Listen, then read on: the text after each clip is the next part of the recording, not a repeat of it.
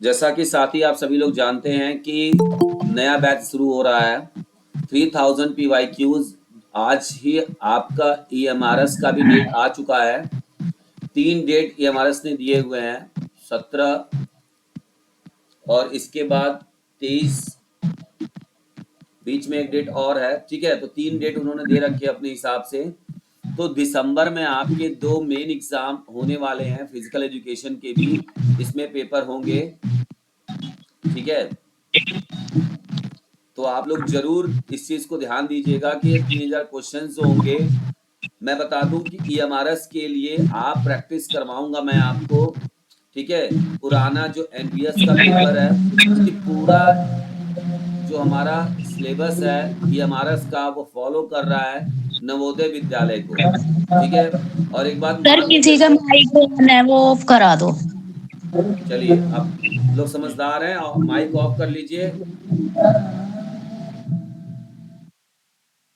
ठीक है,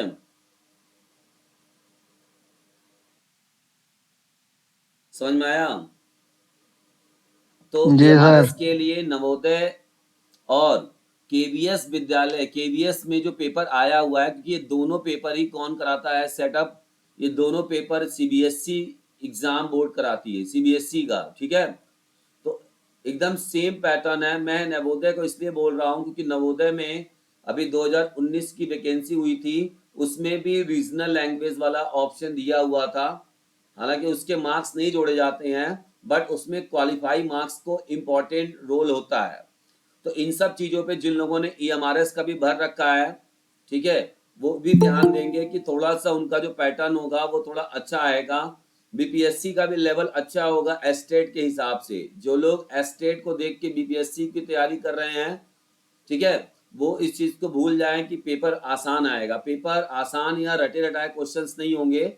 आपको मैंने बताया ना कि क्वेश्चंस आपके बहुत अच्छे लेवल पे और नए टाइप के देखने को मिल सकते हैं, तो इस चीज पर आप जरूर ध्यान दीजिएगा। ठीक है, 3000 क्वेश्चंस में आपको मैं बार बार बता रहा हूं कि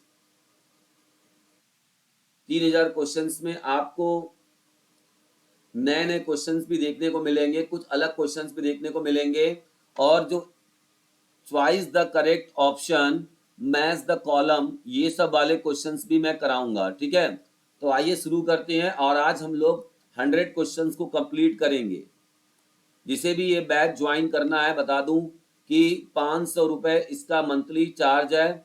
ठीक है, ये आपका तकरीबन 3000 क्वेश्चंस मैं आपको सॉल्व कराऊंगा। इसके अलावा और भी चीज़ें आपको PDF के माध्यम से, जो नवोदय विद्यालय और केंद्रीय विद्यालय के जितने पेपर अभी तक हुए हैं, ऑल पेपर्स अभी तक जितने हुए हैं, वो सारे पेपर्स विद आंसर की के साथ मैं आपको प्रोवाइड कराऊंगा। ठीक है, क्योंकि इनका जो लेवल है वो एक जैसा है, सेम है, और निश्चित है कि 20% क्वेश्चंस आपका रिपीट होगा। चलिए तो स्टार्ट करेंगे आज की क्लास। ठीक है, सबसे पहला क्वेश्चन हमारे सामने है, मिलो who has record of participating in 6 ancient game. मिलो एक था, ठीक है, ये एक बहुत अच्छा प्लेयर था जिन्होंने 6 एशियन खेलों में प्रतिभाग किया था। ठीक है, 6 एशियन खेलों में प्रतिभाग, एशियन रेसर था। ओलंपिक में। ठीक है, तो ये क्या था इसको बताना है, तो ऑप्शन नंबर डी इसका करेक्ट हो जाएगा, ये रेसलर था। ठीक है, नेक्स्ट हमारा है द फिजिकल एजुकेशन क्लासेज। अगर फिजिकल एजुकेशन की क्लास चलती है तो स्टूडेंट्स को बहुत कम देखा जाता है। किस लेवल पे बहुत कम देखा जाता है? तो मेंटल एज की बेसिस पर। ठीक है, किस बेसिस पर? Mental as. मेंटल एज की बेसिस पर बच्चों को बहुत कम डिवाइड किया जाता है। मतलब मेन उसमें हम फिजिकल स्ट्रक्चर, क्रोनोलॉजिकल, क्योंकि हम लोग जो एक्टिविटी कराते हैं क्लास वाइज कराते हैं, है ना, हर क्लास की एक्टिविटी क्या होती है, अलग अलग होती है। तो इसे पूछा है कि रेयरली देखा जाता है, तो मेंटल एबिलिटी बहुत कम हम उसको अपने अंडर में रखते हैं। मेंटल पे हमें बहुत ध्यान नहीं देना होता है। ठीक है, नेक्स्ट क्वेश्चन नंबर हम लोग 3 देखेंगे। क्वेश्चन नंबर 3 आपके सामने क्या है, क्वेश्चन नंबर 3 बोल रहा है यहाँ पे, Who among the following was the first to have proposed body classification? इनमें से सबसे पहला body classification on the basis of shape, size, shape और साइज के हिसाब से सबसे पहला, हिपोक्रेटस। नहीं गलत है, वो उन्होंने फ्लूइड के बेसिस पर बांटा था। क्रिस्मर क्रेस्मर भी नहीं है, वो गैलन रोस्टन है, गैलन। ठीक है, रोस्टन है फिर। रोस्टन। ठीक है, इसको आप ध्यान दीजिएगा। ये जो हिप्पोक्रेट ने बांटा था सबसे पहले, इन्होंने फ्लूइड के बेसिस पे बांटा था, लेकिन यहाँ पर जो स्टेटमेंट है वो शेप और साइज की स्टेटमेंट है, ठीक है।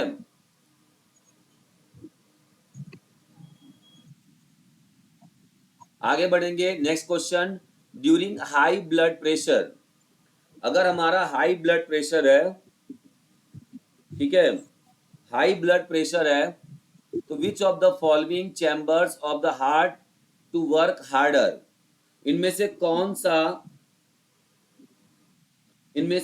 सा ऐसा हार्ट का चैम्बर है जो सबसे अधिक कार्य करेगा? अगर ब्लड प्रेशर की बात हो रही है तो किस पर प्रभाव पड़ेगा? लेफ्ट वेंट्रिकल पे, ठीक है। ऑप्शन नंबर ये आपका करेक्ट, ठीक है।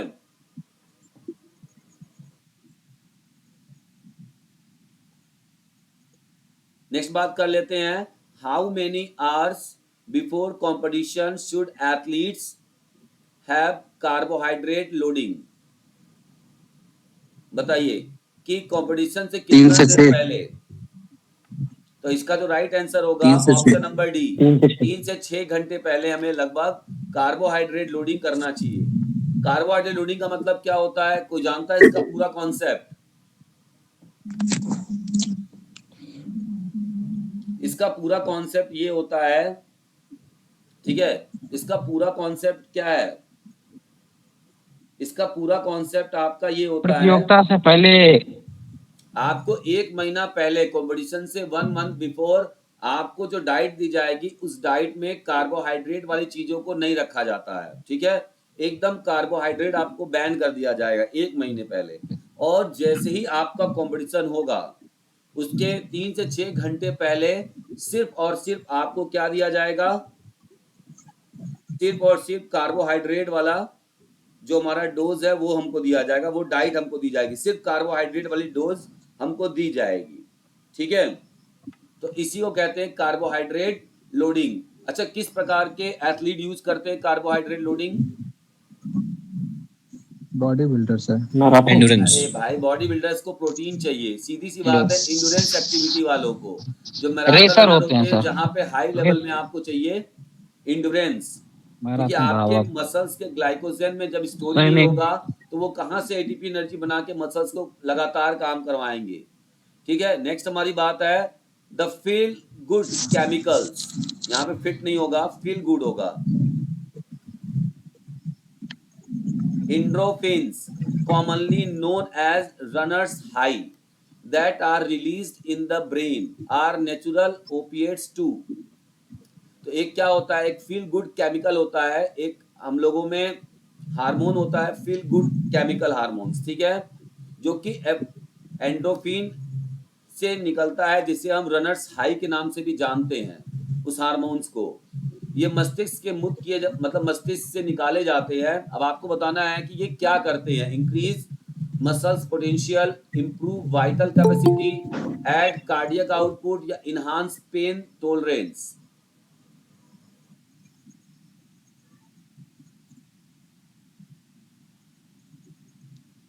आपको ये बताना है। डी होना चाहिए सर। बी, ये सर डी होगा। D enhance pain tolerance.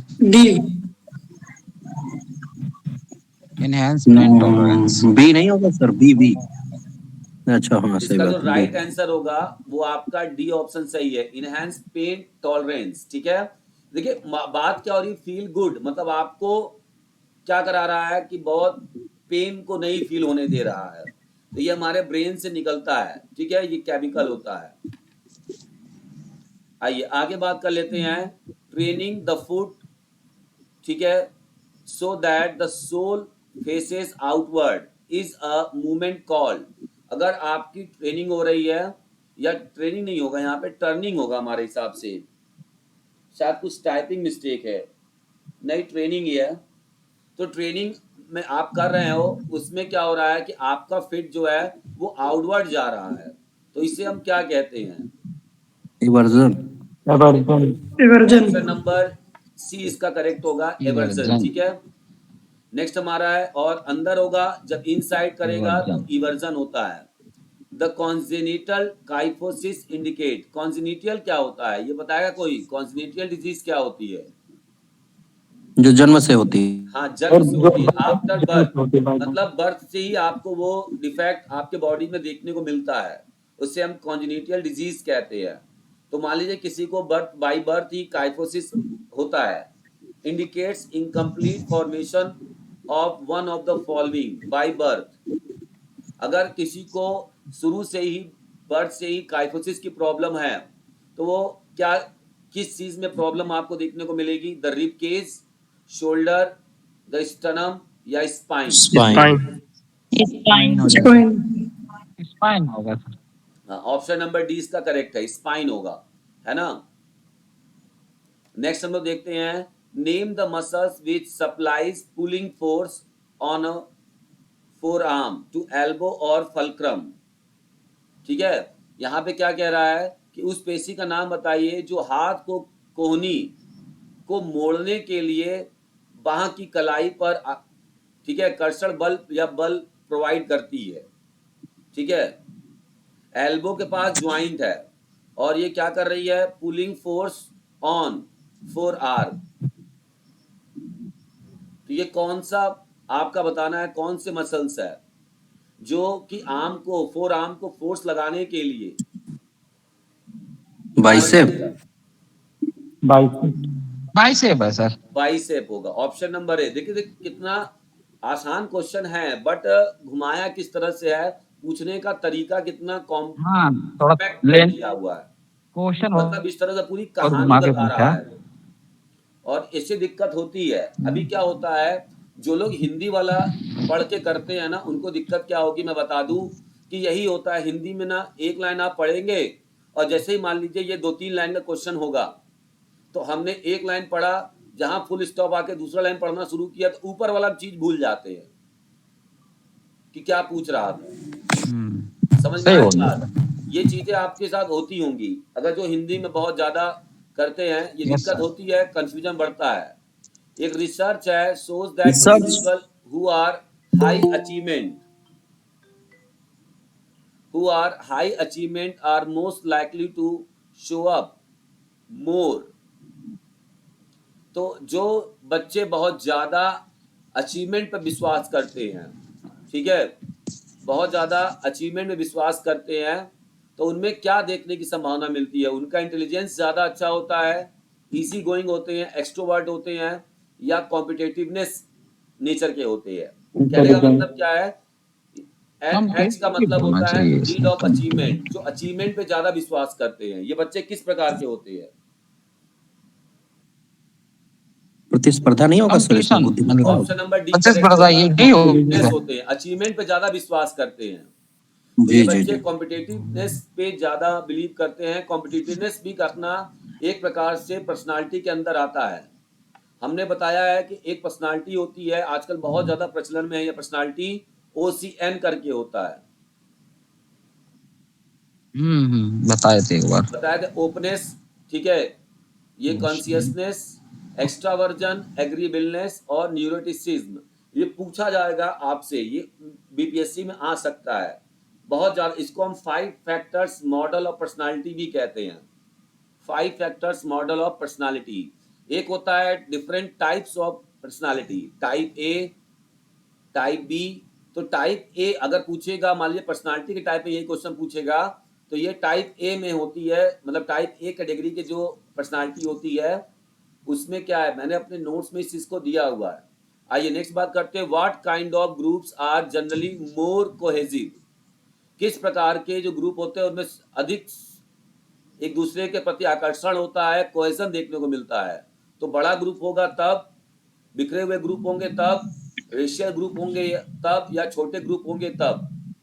Racial group.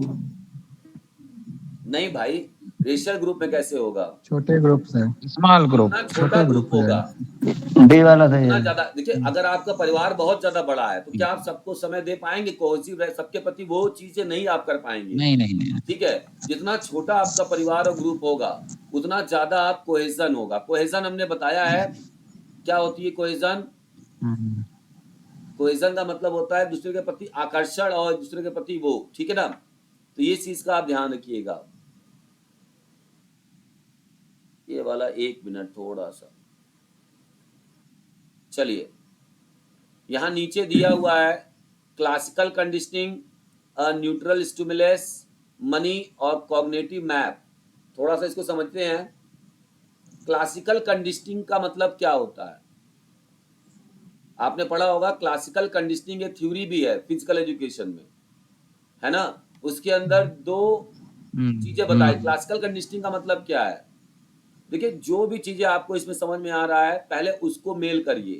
Concerning शास्त्रीय अनुकूलन किसे कहते हैं? जो नॉर्मली सीखने का तरीका था, जो पुराना थ्योरी लोगों ने बताया है, वो क्लासिकल कंडीशनिंग के अंदर आएगा।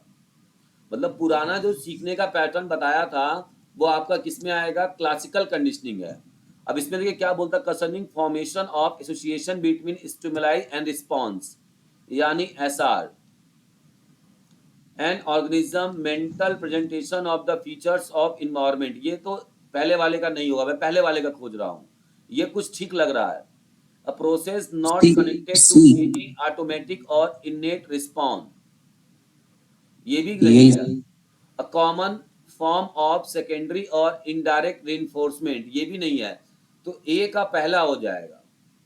यहाँ ऑप्शन थोड़ा सा हिला हुआ है, ठीक है, टाइप इसको ठीक से नहीं किया गया है। लगाया जाए ये क्वेश्चन कि छोड़ दिया जाए? सर लगा लेते हैं ना। तो पहले का छोड़ दो सर अभी। पहले का ए होगा। किस ऑप्शन में पहले में दिया हुआ है? ये ऑप्शन ए में दिया हुआ है, पहले का ए। ये एकदम सटीक बैठ रहा है, ठीक है। ए सी डी। और सर, दूसरे का कौन सा है? न्यूट्रल स्टिमुलस, ठीक है। तो न्यूट्रल स्टिमुलस क्या होता है? A process not connected to any automatic innate response, एक ऐसा स्टिमुलस जो किसी से भी कनेक्ट नहीं हो रहा है, ये न्यूट्रल है। तो दूसरे का सी हो जाएगा। ये दूसरे का सी भी देखिए यहीं आ रहा है, तो ऑप्शन ए इसका सही हो जाएगा। मैं इसको पीडीएफ आपको दे दूंगा, कल मैं नहीं दे पाया था, इसके लिए थोड़ा सा दिक्कत है। मैं आज वाला दे दूंगा आपको, परेशान नहीं होना है। नेक्स्ट हमारा है question number 13। The aim of physical education as a teacher education has. अगर शिक्षक शारीरिक शिक्षा में, जो शिक्षक के रूप में शारीरिक शिक्षा का उद्देश्य क्या है? अगर शिक्षक की शिक्षा की बात की जाए, कि फिजिकल एजुकेशन टीचर की बात की जाए, उसके हिसाब से क्या फिजिकल एजुकेशन का उद्देश्य होता है? शिक्षक के परिप्रेक्ष्य, शारीरिक शिक्षा के शिक्षक के परिप्रेक्ष्य में बात हो रही है। बी शुरुआत सर। के बाद से ही बी। लगभग स्थिर रहना, remains B. Almost fixed since the beginning, dynamically change as per the D needs of होगा। time and place, not kept pace need with to the time global change, never been properly defined। तो ये B होना sir. चाहिए option number B. क्यों? क्योंकि हमारा जो personality होना चाहिए वो डायनामिक होना चाहिए। मतलब कि चीजें अगर मान लीजिए नई नई मशीनें आ रही हैं, नई नई चीजें आ रही हैं, नई नई रूल्स आ रहे हैं, तो टीचर को अपना नेचर और अपनी चीजों को बदलना आना चाहिए। अगर वो एक ही जगह पर स्थिर रहेगा, फिक्स रहेगा, तो बच्चों को नया चीज कैसे सिखा पाएगा? समझ में आ रही बात? तो समय और स्थान के अनुसार जरूरतों के हिसाब से गतिशील होना चाहिए उसको, ठीक है। नेक्स्ट है teachers are considered powerful people because. Teachers को पावरफुल कहा जाता है। क्यों कहा जाता है, इसके कारण बताइए। Can not convert the dull and dues individual into the wise man. सुस्त और बेवकूफ व्यक्तियों को बुद्धिमान पुरुषों में परिवर्तित नहीं कर सकते। अनपढ़ मानव साधन से स्वर्ग या ए वाला सही है। नगर बना सकते हैं। कुछ थोड़ा सा कहीं कहीं मिस्टेक लग रहा है, कोई बात नहीं।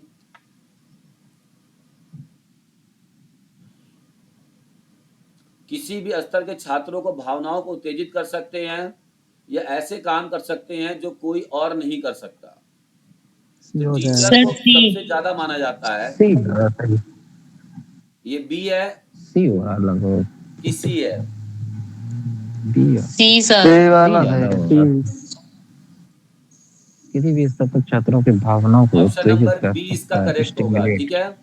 कैन क्रिएट हिवन, मतलब एक टीचर एक पावरफुल इसलिए माना जाता है कि किसी भी मानव को, ठीक है, साधन जो भी अवेलेबल है उस साधन के अनुरूप उसके जिंदगी को स्वर्ग बना सकता है, ठीक है, इसलिए टीचर सबसे पावरफुल माना जाता है। सर साथ में नरक भी दिया हुआ है। हाँ साथ में नरक भी दिया हुआ है।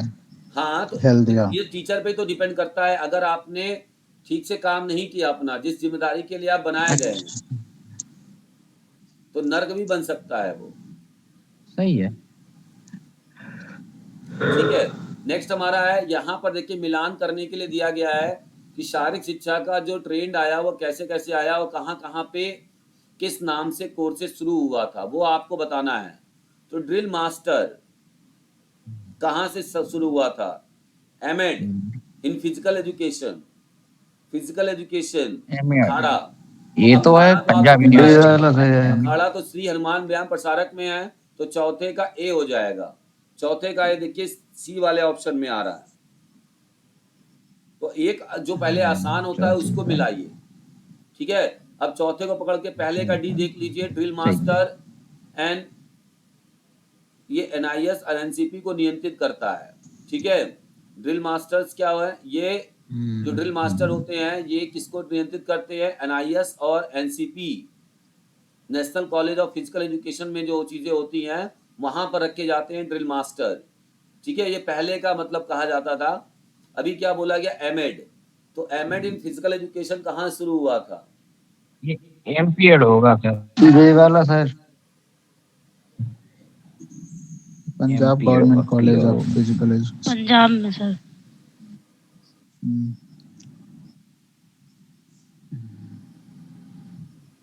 दूसरे का बी।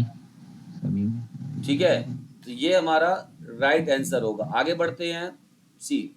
यहाँ पर question number 16, a perfect food known as nutrients food is one that, इनमें से वह कौन सा है जिसको हम सबसे परफेक्ट फूड मानेंगे, जो हमारे भूख को मिटा दे या बी जिसमें सर बी सभी पोषक तत्व तो शामिल होते हैं, या फिर जो बहुत अच्छे से पका हुआ हो या जो बहुत स्वादिष्ट पका हो।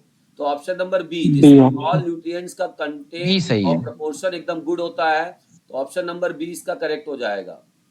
प्रोटीन हीमोग्लोबिन के प्रकार के नाम बताइए। Name the type of protein haemoglobin. Hormone नहीं होता है, ठीक है। ट्रांसपोर्ट प्रोटीन होता है, ठीक है। कॉन्ट्रेक्टाइल प्रोटीन नहीं होगा।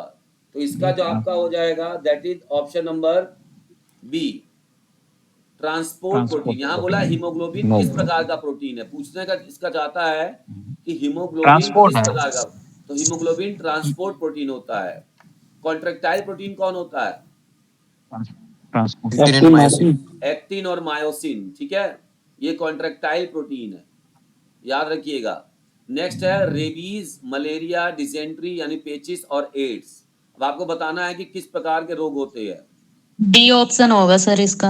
अलर्ट। पहले रेबीज को देख लेते हैं। इसका नाम पूछा है कि हाउस फ्लाई या मक्खी वाला किसको कहते हैं, न्यूरोट्रॉपिक वायरस किसे कहते हैं। तो रेबीज आपका क्या होता है? Neurotropic virus.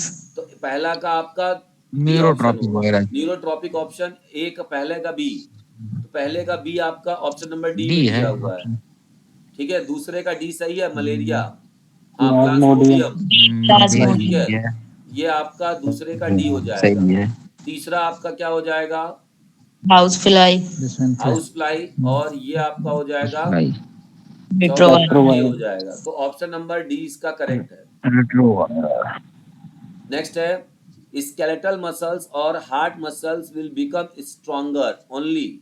आपके स्केलेटल मसल्स और हार्ट मसल्स बहुत ज़्यादा स्ट्रॉन्ग हो जाएंगे सिर्फ किस चीज़ से?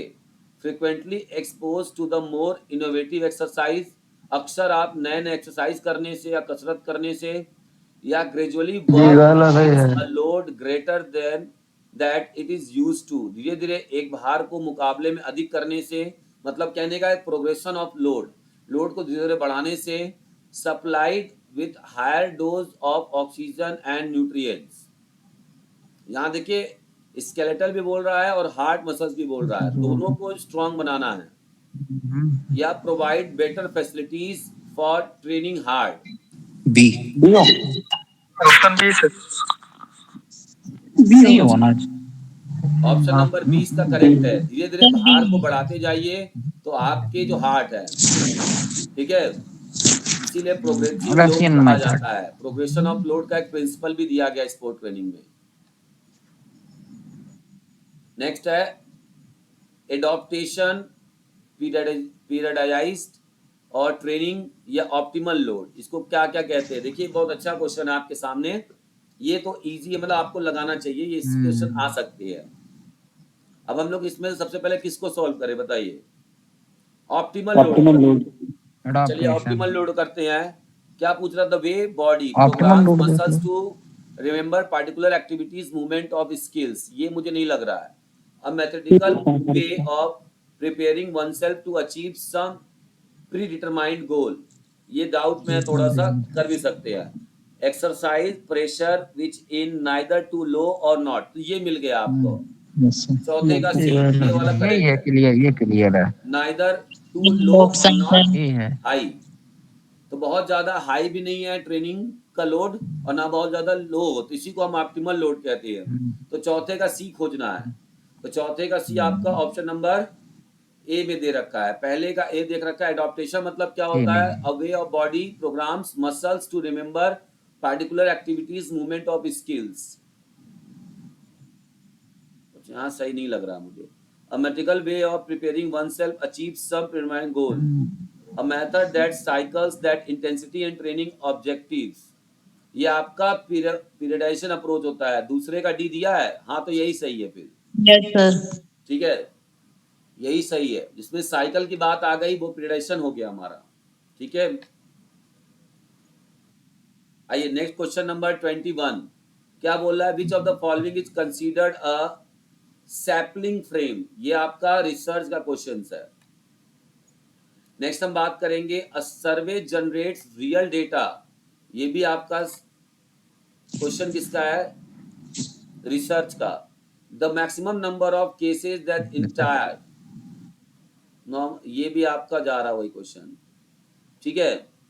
इस क्वेश्चन को भी स्किप करना है क्योंकि आपके यहाँ जो कि मेन जो क्वेश्चन है, what kind of measures are more easily understood by students, their parents and their administrator, मतलब किस प्रकार का मेजरमेंट माता पिता और जो भी उसके बच्चे के देखभाल करने वाले प्रशासक होते हैं वो आसानी से समझ सकते हैं। किस प्रकार का अगर हम उसका डेटा देंगे तो किस प्रकार का डेटा सबसे आसान तरीके से समझा जाता है? ऑब्जेक्टिव सर सी।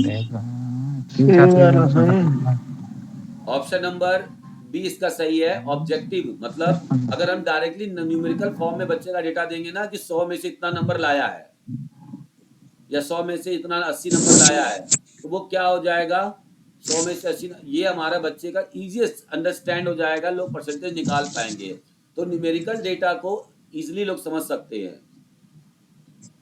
नेक्स्ट है द मीनिंगफुल या meaningfulness of game skill test lies in its being, जो खेल कौशल परीक्षण होते हैं उसमें क्या शामिल होता है? वो हाई वैलिड होते हैं, एक्सट्रीमली रिलायबल होते हैं, measured in a game like situation, या फिर रिप्रेजेंटेटिव ऑफ द स्पोर्ट्स। जो गेम स्किल टेस्ट बनाए जाते हैं, आपने पढ़ा होगा ना, बहुत सारे नॉक्स बास्केटबॉल टेस्ट है, मिलर वॉल वॉली टेस्ट है, स्किल टेस्ट होते हैं, ठीक है। सर सी। सी हो जाएगा। सी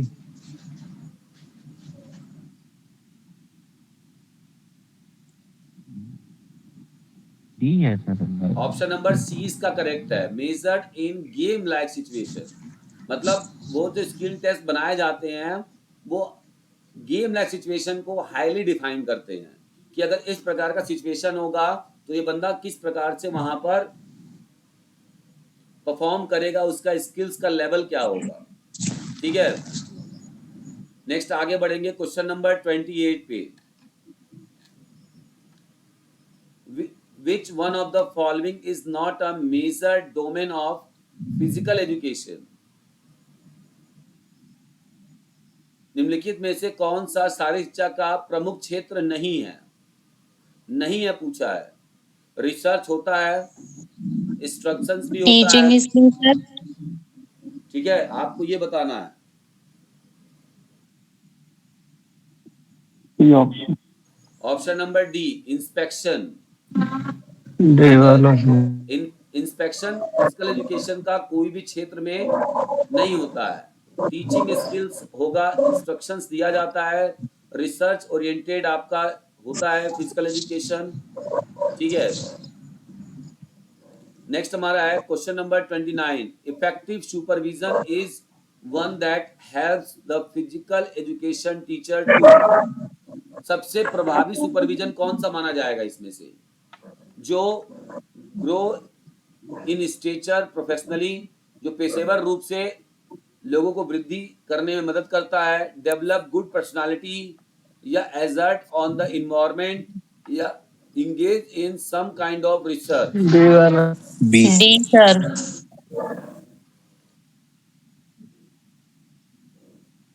ठीक है, ऑप्शन नंबर बी होगा यहाँ पे।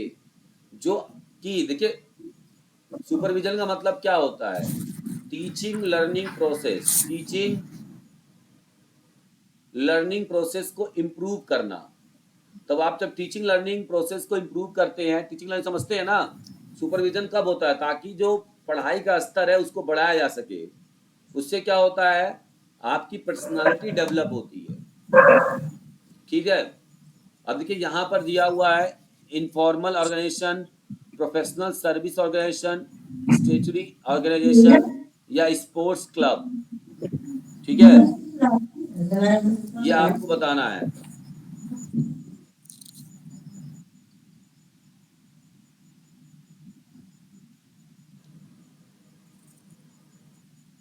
इनफॉर्मल कौन है और प्रोफेशनल कौन है, स्पोर्ट्स क्लब कौन होते हैं? चौथे का देखिए सी पूरा मिल रहा है। तीसरे का यहाँ पे बी हो देखिए जाएगा। फुटबॉल क्लब भी लिखा हुआ है ना, पोलो क्लब भी लिखा हुआ है। तो चौथे का सी कहाँ पे है? अब देखिए दो ऑप्शन आ गया, ऑप्शन ए, ऑप्शन बी। अब इसको कैसे निकालेंगे आप? बाकी ये दो को काट दीजिए। ऐसे क्वेश्चन जब आप नहीं लगा पाते हैं ना, तो उनको लगाने का तरीका पहले यही है कि आप पहले जो ऑप्शन आपको इसमें समझ में आ रहा है उसको पहले ढूंढिए, और उससे जो आपका ऑप्शन आपको लग रहा है नहीं होगा उसको काटिए कि ये नहीं होगा। अब हमको सिर्फ दो में कंफ्यूजन है, यहाँ पर तीसरे का डी दोनों में है। तो तीसरे का डी देख लेते हैं क्या बोल रहा है। Statutory body, national cadet corps, हाँ ये स्टैट्यूटरी बॉडी है। और national council of teacher education, NCT भी होती है। ठीक है, Indian council of social science research, ये भी आपका स्टैट्यूटरी बॉडी होती है। तो ये भी आप दो हमको मिल गया है। तो अभी हमारा ए और बी में फंसा हुआ है मामला। ठीक है, अब हम प्रोफेशनल और इनफॉर्मल कहते हैं। प्रोफेशनल का मतलब क्या होता है? जो पेशेवर रूप से, मतलब जो पैसे पे काम करते हैं, जैसे sports psychology association of India, the Indian sports medicine association of the physical educationist and sports scientist. एक है हमारा पंजाबी यूनिवर्सिटी फुटबॉल टीम। ठीक है, ad hoc inquiry committee, working group on 11th 5-year plan. तो पंजाबी यूनिवर्सिटी फुटबॉल टीम, ठीक है, ये हमारा कौन सा होगा? प्रोफेशनल हो जाएगा। प्रोफेशनल होगा, इनफॉर्मल होगा। तो यहाँ पर आपका ऑप्शन नंबर देखिए ये सही है। ठीक है, यहाँ पर आपका जाएगा ऑप्शन नंबर ए करेक्ट होगा। ठीक है, अब देखिए जब आपको नहीं पता है तो इस तरह से काटते हुए जाइएगा। यही अनुभव मैं सिखाता हूँ आपको कि कैसे हमें काट के आगे बढ़ना है। अब sport team is a special type of group. Sport team क्या होती है? स्पेशल टाइप ऑफ ग्रुप होती है। इसके की कैरेक्टरिस्टिक्स क्या होते हैं? स्पेशल टाइप का ग्रुप होता है स्पोर्ट्स टीम, तो इसको हम क्यों कहेंगे स्पेशल टाइप का है? इसमें क्या ऐसी चीजें होती हैं? Collective sense of identity, structure, mode of communication, auditorial leadership approach. देखिए, और एक बात तो यहाँ पे गलत आ गया, अगर आप समझ रहे होंगे तो ये जो सी वाला ऑप्शन है एकदम गलत मुझे लग रहा है, क्योंकि स्पोर्ट टीम वो नहीं होता है जिसमें कि ऑडिटोरियन का मतलब समझते हैं टीचर, ऑडिटोरियन का यस सर। ऑटोक्रेटिक मैनेजमेंट मतलब कौन होता है? एक बॉस होगा, बाकी सब सुनेंगे उसका, ऐसा तो टीम नहीं होता है ना। टीम में ऐसा क्या होगा? टीम में जब देखे होंगे टीम की जब वो होती है तो उसमें सभी लोग अपना राय देते हैं, तो ऑडिटोरियन सी वाला ऑप्शन गलत है। अब देखिए किस ऑप्शन में सी दिया हुआ है, उस ऑप्शन को काट दीजिए। तो डी वाले ऑप्शन में सी दिया हुआ है, इसको काट दीजिए। समझ में आ रही बात? जी सर। इसके बाद पूछ रहा है को लीडरशिप अप्रोच, तो डी एकदम सही बता रहा है। अब जिसमें डी है वो एकदम सही है। देखिए यहाँ पर डी आपका नहीं है, इसको हमने काट दिया। डी होना चाहिए क्योंकि उसमें सभी मेंबर्स को लीडरशिप करने का भी मिलता है। भले ही कैप्टन एक होता है, आपने देखा होगा टीम वगैरह जो होती है, चाहे भी क्रिकेट की टीम ही देख लीजिए, तो उसमें टीम तभी आपका स्पेशल माना जाएगा जिसमें सभी को नेतृत्व करने का बराबर लगभग हकदार होता है। भले ही हम कैप्टन ऑन पेपर रखते हैं, है ना, जैसे विराट कोहली भले कैप्टन नहीं है, लेकिन कभी कोई दिक्कत होती है तो वो सजेशन देते हैं रोहित शर्मा को, क्योंकि वो एक्सपीरियंस प्लेयर है ना। तो डी तो होगा, ठीक है, और सी नहीं होगा। इसको दो चीजें पकड़ने से आपको क्या मिला? दो ऑप्शन आपके कट गए। अब हम लोग आएंगे अगला,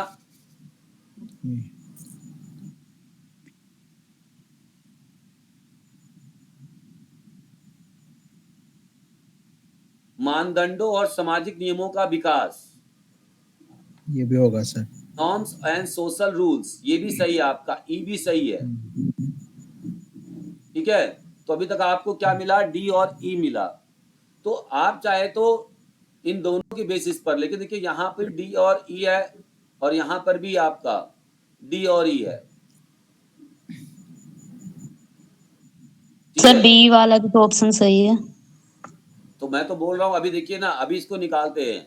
सदस्यों के लिए विशिष्ट भूमिकाओं को सेट करना, एफ भी सही है, क्योंकि अगर हम टीम मेंबर्स हैं और हमें हमारा पता नहीं होगा कि क्या रोल है, तब तक हम उन चीजों को ठीक नहीं कर पाएंगे। तो ऑप्शन नंबर 20 का करेक्ट हो जाएगा। देखिए मैं आपके सामने ही इसको, अपनी जो थ्योरी की नॉलेज है, लेकिन ये तभी आप काट पाएंगे जब आपको थ्योरी का नॉलेज होगा। जब आपको थ्योरी का नॉलेज ही नहीं है तो आप कैसे इसको वो कर पाएंगे। और इस प्रकार के क्वेश्चंस आपको ईएमआरएस में देखने को मिल सकते हैं, उसमें इसी तरह के क्वेश्चंस आपको काटने होंगे। बी ऑप्शंस पे तो सही लग रहा है, स्ट्रक्चर, मोड ऑफ कम्युनिकेशन। ठीक है, तो आपका क्या हो जाएगा? ADF, ये ऑप्शन सही है। आगे सर बढ़ेंगे। बी ऑप्शन भी तो सही है इसका। कौन सा? बी वाला, स्ट्रक्चर मोड ऑफ कम्युनिकेशन। अरे कौन सा? ये बी वाला? जी जी। हाँ वो सही है, लेकिन कभी कभी क्या होता है ना कि जब हमको इस तरह से चीजें मिल जाती हैं तो हम उसी को बेसिस बनाकर अपना निकाल लेते हैं। आप अगर एक एक पॉइंट के पीछे पढ़ेंगे तो आप गड़बड़ कर देंगे। मतलब ये बात सोचिए, पहले हमें ऐसे क्वेश्चंस को करने के लिए सबसे पहले आपको एक स्टेटमेंट अपने मन में बनानी है कि जो आपने थ्योरी पढ़ी हुई है उस थ्योरी के बिहाफ पे जब आपने अपना लॉजिक लगाया तो लॉजिक के हिसाब से सबसे पहले ये बताइए कि you are strongly agree with, किस स्टेटमेंट से सबसे ज्यादा आप एग्री है, पहले उनको निकालिए। स्ट्रांगली एग्री आपको पहले देखना है या स्ट्रांगली डिसएग्री आपको देखना है। ठीक है, स्ट्रांगली एग्री या स्ट्रांगली डिसएग्री। तभी ऐसे क्वेश्चंस को आप लगा पाएंगे। चलिए आगे बढ़ते हैं। Sequentially arrange the bones of human body from head to toe। अब सर से लेकर टो तक के बीच में जो बोन्स यहाँ पे दिए हुए हैं ABCD करके, उन्हें आपको अरेंज करना है। ए में दिया हुआ है टालूज, ये सबसे नीचे जाएगा आपका, तो ए हम सबसे पीछे रखेंगे। ठीक है, इसके नीचे भी है क्या? हाँ, इससे नीचे भी दिया है। अब हमारा हाइविड बोन है, मैक्सिलरी बोन है, स्टनम है और क्यूबॉइड है। तो ए और ई सबसे नीचे आएगा, उसके पहले सेकंड लास्ट पे ए होगा।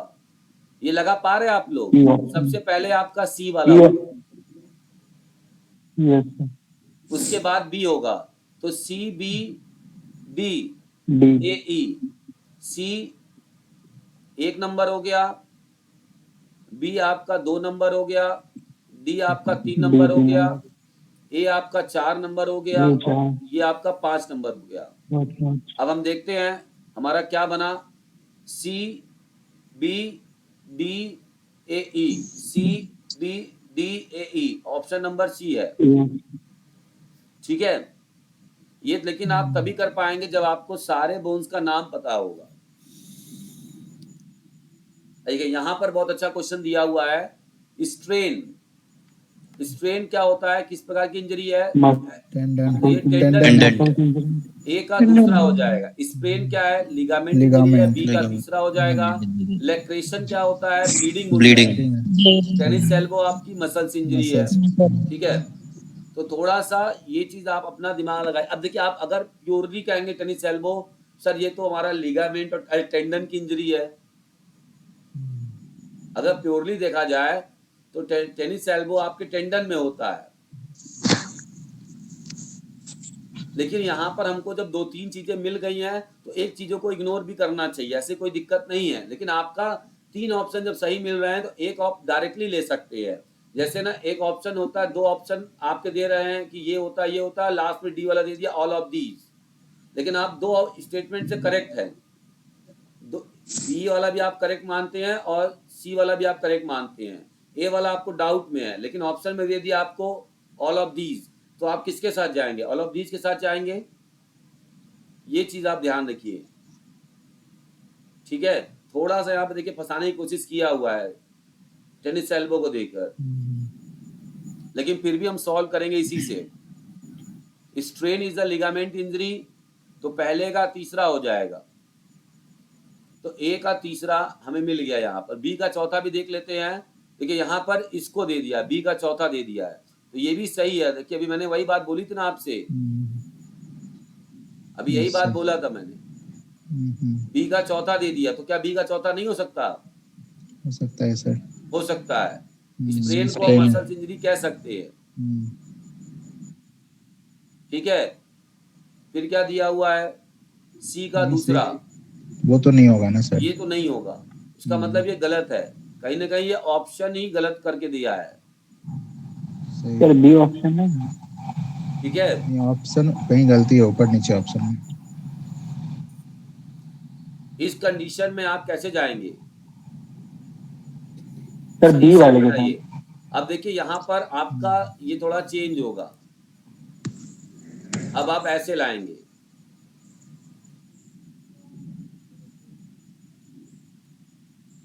अब इसको करने के लिए आपको थोड़ा सा चेंज करना पड़ेगा। देखिए इसी तरह से कंफ्यूज करते हैं। अब आप क्या करेंगे? स्ट्रेन को मसल्स में ले जाइए, ये हो सकता है, मानते हैं सपोज, और मसल्स इंजरी ही होती है। ठीक है, इसके बाद स्ट्रेन को क्या रखेंगे?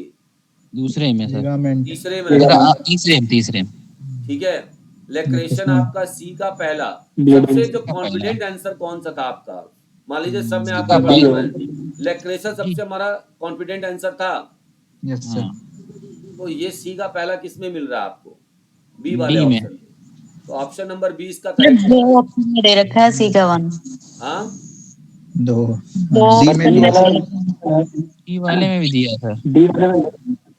अच्छा, डी वाले में भी दिया है सी ऑप्शन। ठीक है, ए का चौथा भी दिया है। ठीक है, ए का चौथा भी दिया हुआ है। अब देखिए बी और डी में फंसा रहा है आपको। और बी का क्या दिया? बी का दूसरा। हाँ, थोड़ा सा अलग सोच करना पड़ेगा, थ्योरी से हट के भी सोचना पड़ता है कभी कभी। इसीलिए मैं कहता हूँ कॉन्सेप्ट को अच्छे से रखिए ध्यान में। तो आपने मान लीजिए सी को पहला कर लिया और क्या कर लिया, ए को चौथा कर लिया, और ठीक है। अब आपका स्प्रेन बचा और टेनिस एल्बो बचा, तो टेनिस एल्बो डी हो गया, सीधा सा बात है डी का दूसरा, डी का दूसरा। क्योंकि ये टेंडन इंजरी है। मैंने अभी ये जिक्र किया था आपसे कि टेनिस एल्बो तो हाँ, यहाँ पे टेंडन इंजरी हो सकती है, तो बस यही थोड़ा सा और बी कंफ्यूज का करने के लिए तीसरा। टेनिस एल्बो डाला था। बाकी बी आपका सारा का सही है, तो बी ऑप्शन ही एक। सही है इसका। Longitudinal muscles which have less first का appointment tendons and trapezius are called।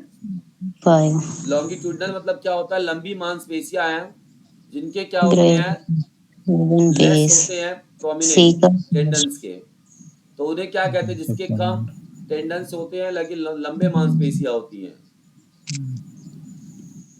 उन्हें किस प्रकार की मांसपेशी कही जाती है, लॉन्ग, स्ट्रैप, क्रॉस सेक्शनल या इंस्ट्रूमेंटल। ये लर्निंग कहाँ से होगा, क्रॉस ये तो ऐसे सेक्शनल ही हो कट जाएगा। गया। अब ऐसे ऑप्शन में आप लोगों को ऐसे काट के जाना होगा।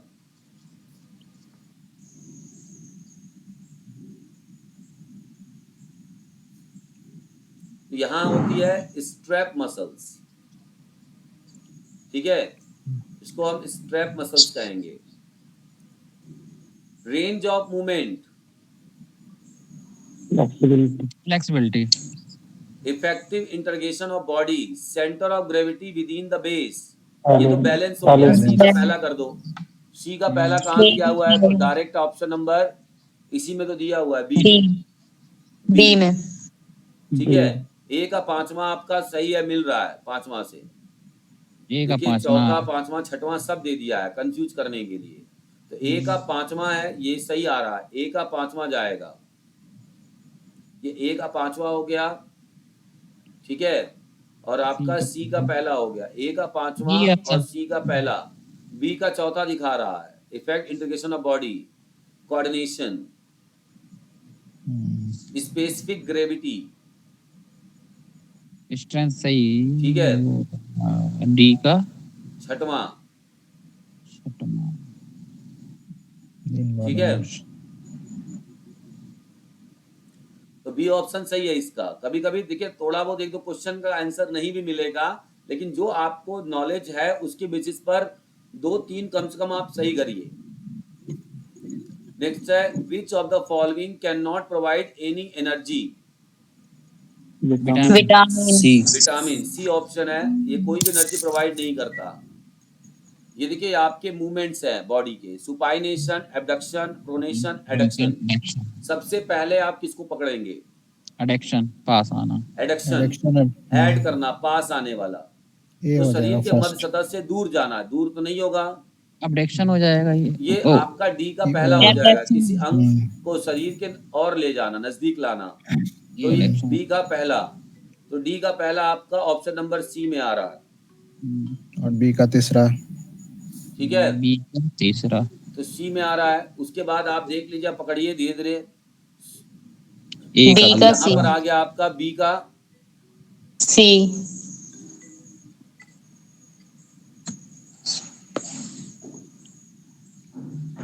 आधे लोग चले गए, अरे सर बहुत अच्छी क्लास चल रही है। ठीक है।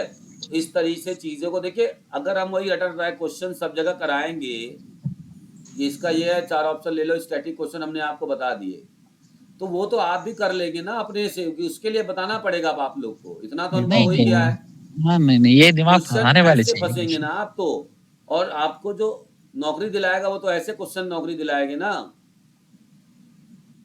Sir very nice class continue. ठीक है, तो अब हम लोग बात करेंगे एबडक्शन, शरीर को दूर ले जाना। तो ये हमारा बी का तीसरा, बी का तीसरा किसमें है, तो ये आपका मिला, सी ऑप्शन सही है। सी ऑप्शन एकदम सही हो गया, ठीक है। नेक्स्ट हम सर, बात एक बार- करेंगे सर एक बार टर्मिनल दो ऑप्शन बचा वेलोसिटी। था, उसको भी देखिए ना। कौन सा, बिल्कुल। दो ऑप्शन जो बचा था, सुपाइनेशन। हाँ, उसका आपका हो जाएगा ये। सुपाइनेशन का तो ऊपर होता है ना हथेली। हाँ हथेली ऊपर होती है। हथेली सामने किससे होगा इसको? डी वाले देखिए डी का हमने क्या बताया, अरे सॉरी बी का हमने क्या बताया था, तीसरा। बी का तीसरा है, ठीक है। ये आपको सी ऑप्शन लेके हम लोग चल रहे हैं। ए का दूसरा सुपाइनेशन, एक संचालन जिसमें हथेली पीछे की, अरे भाई अब आप ये बताइए सुपाइनेशन में हथेली पीछे की ओर का मतलब क्या है कि नीचे की ओर। अपवर्ड फेस होना चाहिए। जब आप पीछे करेंगे हाथ को, ठीक है, मतलब पीछे की तरफ पलटेंगे तभी तो उसका फेस अपवर्ड होगा। हथेली पीछे की तरफ रखेंगे तभी तो उसका वो होगा, फेस अपवर्ड सही की है। तरफ होगा। और यहाँ क्या लिखा है, हथेली सामने की ओर। देखिए आप अपने हथेली पीछे की ओर रख रहे हैं, मतलब कहने का है जो आपका ये जो उंगलियां हैं जो पीछे जहाँ पे नेल्स है, नाखून वाला पार्ट है, उसको जब पीछे रखेंगे तो आपका जो पाम है वो क्या होगा, ऊपर की ओर। तो सर बट इंग्लिश पढ़ने से तो क्लियर नहीं हो रहा है ना, वो बोल रहा है पाम फेसेस पोस्टीरियरली, मतलब वो पाम को थोड़ा पीछे सा, बोल रहा है। वो देखिए मैंने बताया था कि ये थोड़ा सा कंफ्यूजन क्रिएट करेंगे आपको। आप दो ऑप्शन को जाइए, आप क्यों इतना ज्यादा उसके लिए कर रहे हैं, जब आपको दो ऑप्शन में सही चीज मिल रही है तो आप परेशान ना होइए। सर लेकिन सही दिया हुआ है, पाम फेस पोस्टीरियरली, पाम को पीछे की तरफ है सर। नेक्स्ट हम बात करेंगे the terminal velocity of an object depends upon, किसी वस्तु का जो सीमांत वेग है वो किस पे निर्भर करता है, ठीक है।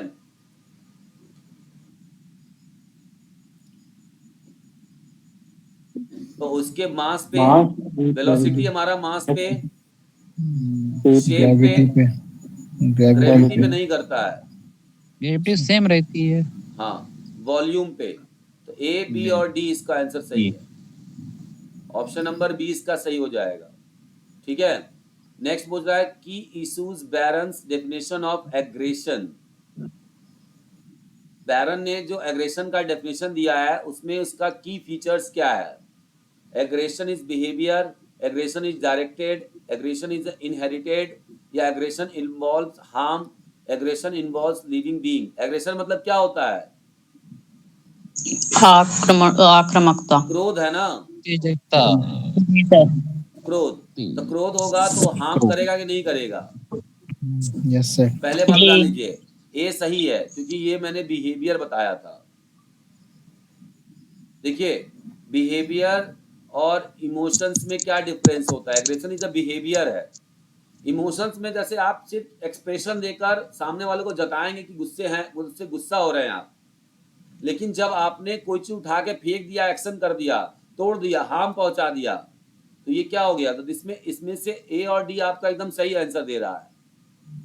ए और डी किस में आ रहा है, इसमें नहीं आ रहा है, इसमें आ रहा है, इसमें भी नहीं आ रहा है, इसमें भी नहीं आ, अच्छा इसमें आ रहा है, सॉरी। दो ऑप्शन आपको मिल गया।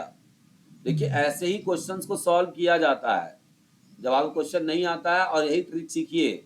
एमआरएस में जो लोग फोकस कर रहे हैं वो एकदम सीख ले इस चीज को, ये बहुत जरूरी है। ए बी सी डी इधर दिया हुआ है, ठीक है। एग्रेशन इनहेरिटेड हो सकता है क्या, हो भी सकता है सर। नहीं, अच्छा ये गलत है, हमको लग रहा है इनहेरिटेड नहीं हो सकता ये, तो सी वाला यहाँ पे गलत है। तो ऑप्शन नंबर डी के साथ जाएंगे, ये सही है। हाँ, उसके कंपैरिजन में ई ऑप्शन ज्यादा अच्छा है। हाँ तो यही चीज तो पकड़ना है, जी ठीक है। Yes sir. तो किस तरह से, देखिए मैंने आपको बताया कि कैसे हम लोगों को डिलीट करने हैं, ऑप्शंस को करेक्ट करके ऐसे वाले क्वेश्चंस को जाते हैं। ये ट्रिक जो सीख गया वो सिलेक्शन ले लेगा। यही देखिए मैंने बोला था ना कि 80 क्वेश्चंस होगा, जिसमें से आपके 60 क्वेश्चंस तो लगभग जिन्होंने अच्छी तैयारी कर रखी है 60% क्वेश्चन, 60 क्वेश्चन वो सही कर लेंगे। अब फंसेगा आपका 15 क्वेश्चन या 10 क्वेश्चन जो आपको डाउट में ले जाएगा। इन्हीं में से अगर आपने 6 क्वेश्चन या 5 क्वेश्चन भी सही कर लिए, उसको करने का तरीका यही है जो मैं बता रहा हूं कि ऑप्शन को काटते जाइए, ठीक है। नेक्स्ट है arrange the sequence the summer Olympics held in chronological order. Barcelona Spain, Italy, Italy वाला 1960 में हुआ था। हेलसिंकी 1952 1912 में, 1952 52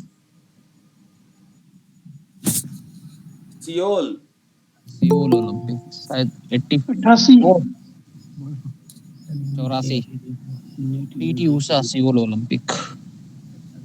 इसको बताना है।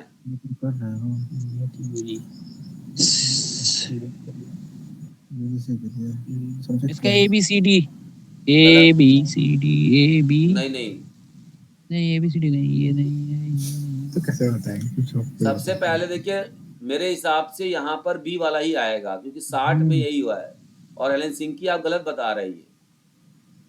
1952 नहीं है, सॉरी सॉरी सॉरी सॉरी, सही है, ये सही है हेलसिंकी 52 वाला। साइलेंस, हाँ 1952 ये सही है, ठीक है। इसमें बी हो जाएगा इसका। ठीक है, तो सी और बी जा रहा है। पहले पे आपका सी आएगा फिर बी आएगा, तो सी भी पहले आपको यही मिल गया तो आप यहीं से इसको करेक्ट करेंगे। अब नहीं है, सारा याद नहीं है तो दो ऑप्शन पकड़ के भी ऐसा लगा सकते हैं। और इस जरूरी है ऐसे वाले क्वेश्चंस में आपको चारों ऑप्शन नहीं पता होगा, ये बात याद रखिएगा। चारों ऑप्शन का मतलब आप नहीं जान पाएंगे, तो 2 या 3 ऑप्शन को ही हमें क्या करना है, टारगेट बनाकर उसी को ही ऑप्शन मान के चलना है और क्वेश्चन को आंसर छांटते हुए चलना है। Which of the following qualities of a teacher will be likely most by the students? Idealistic, philosophy,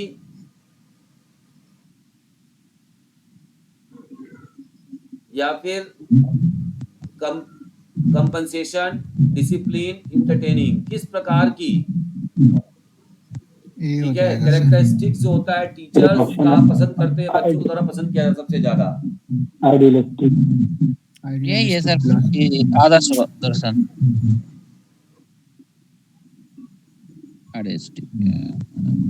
ठीक है, तो ऑप्शन नंबर ए।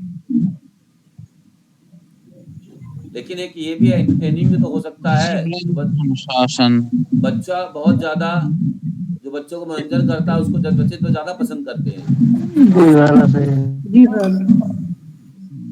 अगर आप सिर्फ अनुशासन में रखेंगे तो बच्चे कहाँ आपको पसंद करेंगे। सर वो छोटे बच्चों के लिए है, एंटरटेनिंग के लिए, बड़े बच्चों के लिए नहीं। हाँ, बड़े बच्चों के लिए तो आपका आइडियलिस्टिक फिलॉसफी काम करेगा। जी ठीक है, अभी एग्जामिनर ने किसे चुना है उसके ऊपर डिपेंड करेगा। ठीक है, ऑप्शन नंबर ए इसको करेक्ट मानेंगे। नेक्स्ट बात करेंगे, find the correct mic off sequence कर ऑफ लीजिए ब्रज जी, मैनेजमेंट। ब्रज जी आप अपना माइक ऑफ कर लीजिए, डिस्टरबेंस हो रहा है। जी माइक बंद कर लीजिए भाई। तो management of curriculum, management of curriculum का आपको बताना है इसका सही सीक्वेंस क्या है। प्लानिंग हो जाएगा। पहले तो प्लानिंग होता है, फिर ऑर्गेनाइजिंग, तो बी यहाँ पे आपको पहले दिख गया तो ऑप्शन नंबर बी को डायरेक्ट छाट लीजिए। फिर ऑर्गेनाइजिंग होगा, फिर आपका एडमिनिस्ट्रेटिंग होता है, और कंट्रोलिंग कब होगा, लास्ट में। लास्ट में। नेक्स्ट है post graduation course in physical education first started in India in the year 1963। हाँ पंजाब, चंडीगढ़ ठीक है, यूनिवर्सिटी। 1963। ऑप्शन नंबर बी इसका करेक्ट है। नेक्स्ट हमारा है vitamin B1 is also known as thiamine, ओरा ने पानी पर बसाया, ऐसे बताया था मैंने। An athlete's desire to perform to his or her potential is an example of. Athlete की अपनी क्षमता के अनुसार प्रदर्शन करने की इच्छा किसका उदाहरण है? Intrinsic The motivate to avoid failure, this citation, intrinsic motivation, none of these. सी हो जाएगा। सी Intrinsic motivation, उसकी इच्छा हो रही है, अंदर से उसकी जागृति है। तो इंट्रिंसिक मोटिवेशन है ये देखिए ट्रेनिंग के नाम है, थोड़े से अच्छे लेवल के क्वेश्चन है ये, ठीक है। प्रोग्रेसिव रिलैक्सेशन किसने दिया था? बी का तो बी है इसमें क्लियर। जैकबसन ने, ठीक है। ये ए का पहला होगा। फोटोजेनिक का ये सॉरी तीसरा वाला, ठीक है। ए का पहला है, नहीं अगर याद है कहीं लिखे नहीं है नोट्स में मारे होगा है सर, शायद। है सर, ऑटोजेनिक का भी है। ऑटोजेनिक का दूसरा है। और बी का क्या है? दूसरा। ऑटोजेनिक ट्रेनिंग स्कल्स ने दिया था, हाँ स्कल्स। ठीक है। सी वाला क्या है? Behavioural rehearsal training. तो इसका क्या हो जाएगा? नहीं पता। सुनीन, RM सुनीन ने या सुइन ने, ठीक है, सुइन होगा। और डी वाला क्या है? मेंटल इमेजरी, ये एप्स्टीन, MI एप्स्टीन ने, ठीक है। तो कैसे हम लोग मेजर करेंगे? ए का पहला, तो ये ऑप्शन आपका डी वाला सही है, ठीक है। आगे बढ़ेंगे, नेक्स्ट बात करेंगे find the correct sequence of cognitive process. सबसे पहले कॉग्निशन जो आपका होता है, कोई भी चीज आपके दिमाग में जाती है तो कैसे जाती है? सबसे पहले सेंसेशन होगा ना जी, आप सेंस करेंगे ना किसी चीज को। Yes sir. हाँ सही है। हाँ पहले सेंस होगा, फिर परसेप्शन हो जाएगा उसके बाद। परसेप्शन होगा, फिर हम्म। उसके बारे में दिमाग सोचेगा और फिर उसको सॉल्व करके Problem. बताएगा क्या कराना है, क्या क्या करना है। समझ गए? क्या हो गया? ए सी, ऑप्शन नंबर ए करेक्ट हो जाएगा। देखिए यहाँ पर दिया हुआ लिस्ट आपको मिलाना है। 2018 का ओलंपिक, यूथ ओलंपिक पूछ दिया, विंटर यूथ ओलंपिक पूछ दिया, समर ओलंपिक पूछ दिया, विंटर ओलंपिक पूछ दिया। अब 2020 का जो समर ओलंपिक हमको सबसे आसान यही लग रहा है, तो पहले हम सी को दूसरा में ले जाएंगे। सी का दूसरा कहाँ कहाँ दिया है? ए में दिया हुआ है। क्वेश्चन आसान हो गया, इसमें भी कोई डाउट है? No sir. नहीं पता है तो आप इसी तरह से जाइए, यूरेंस एरिक्स, ठीक है। नेक्स्ट है which of the following year India did not participate in the Commonwealth games. बड़ी खतरनाक क्वेश्चन पूछ दिया ये तो। 1930। 30 में भी नहीं किया था, 34 में भी नहीं किया था। किया था 34 में। 34 सर किया था। 34 में था। 34 में था। हाँ 30 में नहीं किया था।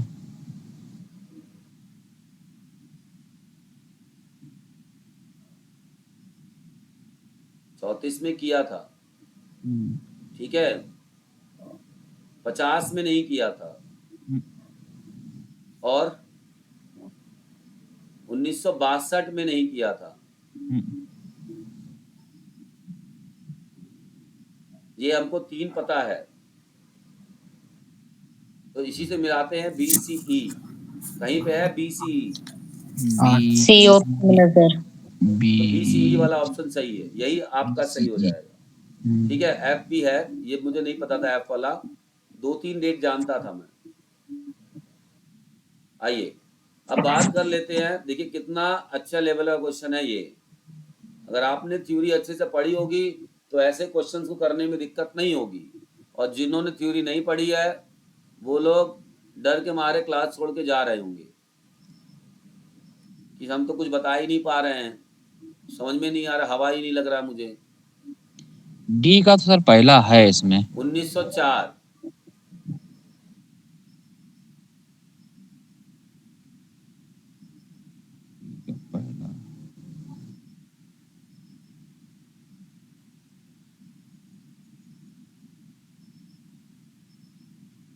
तो 1904 में 24 मील का बनाया गया था, ठीक है, जो कि 24 मील 1500 यार्ड का मैराथन बनाया गया था।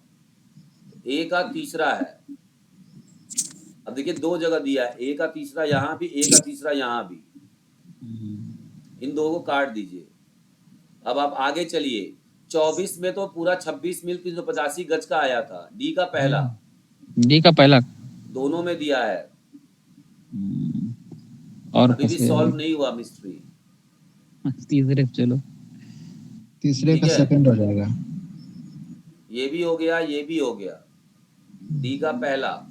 अब हमको बी का बताना है या सी का बताना है?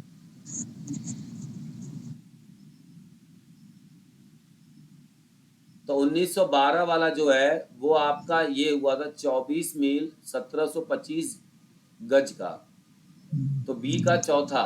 अब इसमें तो बी का चौथा कहाँ पे है? तो ऑप्शन नंबर बी में है, तो ये भी कट गया, ये तो पहले से कटा था।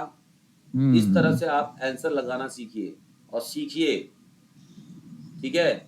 नहीं तो कम से कम ये तो होगा ना कि 50-50 का चांस तो बनाएंगे आप। अब इस 50-50 के चांस में मान लीजिए आप ऐसे 10 से 15 क्वेश्चन में फंसे हुए हैं।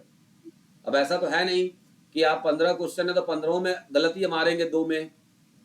अगर 15 में से 7 या 50% भी आप अगर मान लीजिए सही कर देते हैं तो आप कंपटीशन में बने रहेंगे, क्योंकि ये क्वेश्चंस तो नॉर्मली जो पढ़ा हुआ है वो तो लगा ही नहीं पाएगा, कुछ एक्स्ट्रा थ्योरेटिकल नॉलेज अच्छी चाहिए, ठीक है? आगे बढ़ेंगे, next question, from sports sociology view point. अगर हम स्पोर्ट्स सोशियोलॉजी के व्यू पॉइंट से देखेंगे, उसके नज़रिए से देखते हैं, तो आउट ऑफ द फॉलोइंग हमको आइडेंटिफाई करना है उस ग्रुप को जो कि मोर रिलेवेंट होता है स्पोर्ट्स के लिए, खेल आयोजन में स्पोर्ट्स सेटिंग सबसे अधिक माना जाएगा। A section of class in school, ये क्वेश्चन कराया हुआ है। A college of basketball team, a senior citizen welfare society, picnic part. सबसे ज्यादा या कोहेजन आपको कहाँ देखने को मिलेगा? स्कूल में सर। स्कूल में? सोसाइटी। अरे भाई बास्केटबॉल टीम में मिलेगा ना, खेल में ज्यादा कोहेजन मिलता है। मान लीजिए हम क्लास में इस बच्चे से मेरी लड़ाई है, मैं इससे बात नहीं करता, ठीक है, मैं इस बच्चे से बात नहीं करता, लेकिन अगर यही बच्चा अगर हमारा मैच पड़ गया सेक्शन बी से, तो हमें तो कोहेजन होके मतलब एक साथ रह के काम करना पड़ेगा ना। तो सबसे ज्यादा आपको कहाँ पे मिलेगा देखने को टीम कोहेजन? Cooperative nature. भाई आप ये बताइए कि आप बच्चों को बताते हैं या आपने पढ़ा होगा कि sociological development through the physical education, पढ़ा है कि नहीं पढ़ा है? तो वो सोशियोलॉजिकल प्रोसेस जो हम सीखते हैं या जो सोशियोलॉजिकल बिहेवियर हम सीखते हैं या उसके नेचर को सीखते हैं, वो सबसे ज्यादा किससे सीखते हैं? सोशियोलॉजिकल डेवलपमेंट सबसे ज्यादा किससे होता है? हम फिजिकल के बच्चे हैं तो हम गेम्स के, ठीक है। Which of the following according to the psychologist is not considered human response to stress? Not पूछा है। Muscular tension. Muscular tension. ये option. ठीक है, अगर साइकोलॉजिस्ट की बात मानी जाए तो ह्यूमन स्ट्रेस के समय किस प्रकार की प्रतिक्रिया नहीं होती, ह्यूमन की तनाव के प्रति मानवीय प्रतिक्रिया नहीं मानी जाती। Muscular सोमैटिक देखने को tension. मिलेगा। सोमैटिक में क्या होता है पता है आपको? सोमैटिक में क्या होता है? अरे जैसे गला सूखना आपका, टेंशन आपका है, बार बार दिमाग में बातें आना, नर्वसनेस होना, ये जो गला सूखना, हाथ कपकपाना, ये सोमैटिक एंजाइटी होती है। ट्रेट एंजाइटी क्या होती है? ये इनबिल्ट इन नेचर में होती है। जैसे ये जेनेटिक्स मान सकते हैं इसको, या पर्सनालिटी बिहेवियर मान सकते हैं। कुछ लोगों को कठिन सिचुएशन से डर नहीं लगता है, कुछ लोगों को जेनेटिकली उनको मतलब थोड़ा सा डर लगता है, ठीक है, नर्वसनेस और मस्कुलर टेंशन।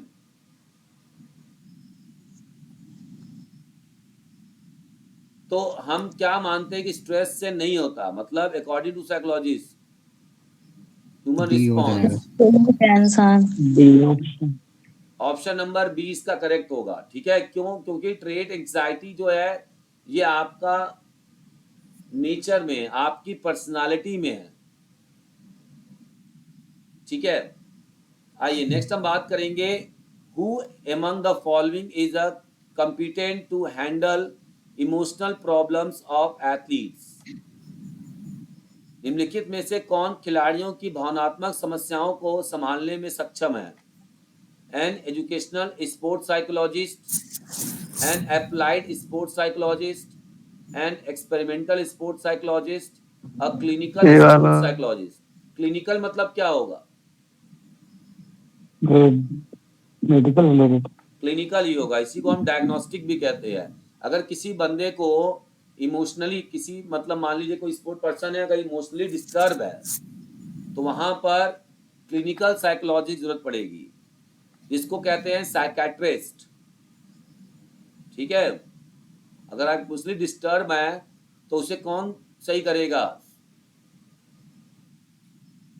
नेक्स्ट हमारा है, arrange the following types of memories ascending order of their time span। ठीक है, आपको ascending order में लगाना है।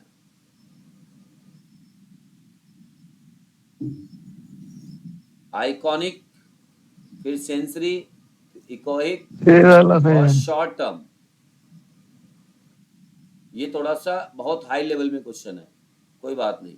आते हैं next, in which of the following groups of sporting discipline is aggression prominently manifest। निम्नलिखित में से किस खेल विद्या में समूह आक्रामकता प्रमुख मानी जाती है? बताइए किस खेल में आप आक्रामकता को सबसे अच्छा माना जाएगा?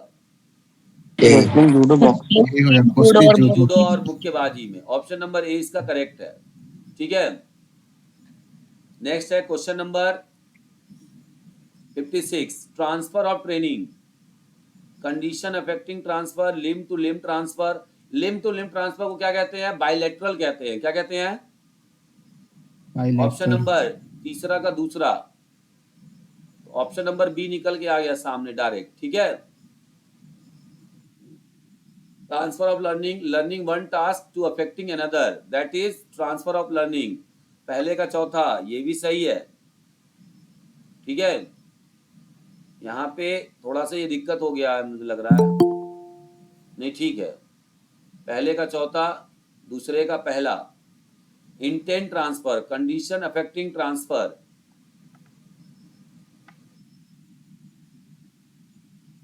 ठीक है, तो इस चीज पे ध्यान देंगे। बायलैटरल को याद रखिएगा, मतलब जो आप अगर लेफ्ट हैंड से करते हैं फिर आप राइट हैंड से भी करने लगे हैं उस स्किल को अच्छे से परफॉर्म, तो आपका बायलैटरल कहलाएगा। नेक्स्ट हमारा है, from out of the following institution pinpoint one that has the honour of being the pioneer institution diploma and certificate course in physical education.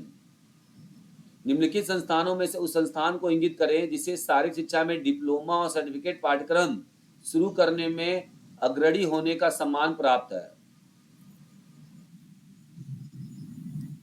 HBPM। YMCA sir. HBPM को कैसे होगा? क्यों? हाँ नहीं है, 24 में किया था, 24 में किया certificate course. YMCA college of physical education by MCA होगा sir, YMCA sir. By MCA होगा क्योंकि सर्टिफिकेट कोर्स हनुमान प्रसारक मंडल में 24 में स्टार्ट हुआ था सर। हाँ, तो ऑप्शन नंबर इसका बी बी सही है। बी सही है। ठीक है, a course of study offered at an institution in any subject of academic research or professional interest is generally known as. अब क्या हो रहा है कि आपको एक कोर्स दिया जा रहा है, ठीक है, स्टडी ऑफर किया जा रहा है, कोर्स ऑफ स्टडी ऑफर्ड कोई इंस्टीट्यूशन के द्वारा एक कोर्स आपको दिया जाता है, तो उसे क्या कहते हैं? करिकुलम कहते हैं, सिलेबस कहते हैं, स्टडी सोर्स कहते हैं, टाइम टेबल कहते हैं। देखिए टाइम टेबल तो होगा नहीं, स्टडी कोर्स होगा नहीं, कैरिकुलम कहते हैं कैरिकुलम नहीं नहीं, करिकुलम कैसे होगा? इस संस्था द्वारा, एक संस्था द्वारा आपको जब आप कोई कोर्स ज्वाइन करते हैं तो दिया जाता है क्या? स्टडी के लिए ऑफर किया जाता है syllabus sir. Option number D correct होगा, सिलेबस दिया है। ठीक है, using the code below from out of the following identify staff who will not be appointed on part-time basis for the Bachelor of Physical Education course. तो आपको क्या पहचानना है कि उन कर्मचारियों की पहचान करें जो शारीरिक शिक्षा स्नातक पाठ्यक्रम के लिए अंशकालिक आधार पर नियुक्त नहीं किया जाएगा। कौन है? फोर्थ संगीत बैन मास्टर। अंश मतलब लेबोरेटरी असिस्टेंट, ये होता है क्या फिजिकल एजुकेशन में? नहीं सर। नहीं सर, ये भी नहीं होता है। सर फर्स्ट सेकंड और थर्ड नहीं होगा। डी। फिजियोथेरेपिस्ट तो होता है ना। आईटीसी इंस्ट्रक्टर क्या होता है?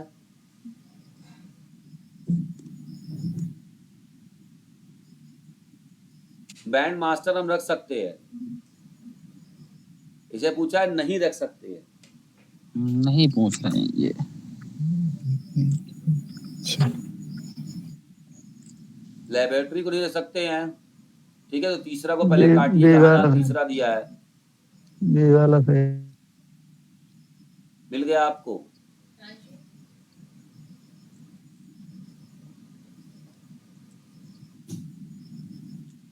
ठीक है, बी ऑप्शन सही होगा इसका। दूसरा, चौथा, ठीक है, और पांचवा स्पोर्ट्स स्पेशलिस्ट रखते हैं, पांचवा सही है। सर नहीं रख सकते हैं तो इसमें तीसरा होगा। नहीं वाला होना चाहिए सर, ये तो रखने वाले हो गए। अरे भैया नहीं रख सकते हैं तो लेबोरेटरी असिस्टेंट को नहीं रखते हैं, तो तीसरा तो होगा ही नहीं। हाँ हम तीसरा लोगों में नहीं। लैब असिस्टेंट कहाँ होता है?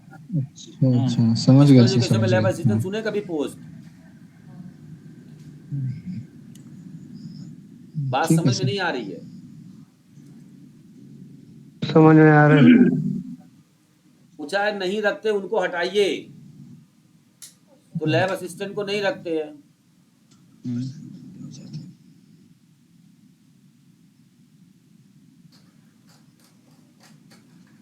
तो दूसरा रखते हैं, फिजियोथेरेपिस्ट रखते हैं, चौथा रखते हैं, पांचवा रखते हैं, सही है ये।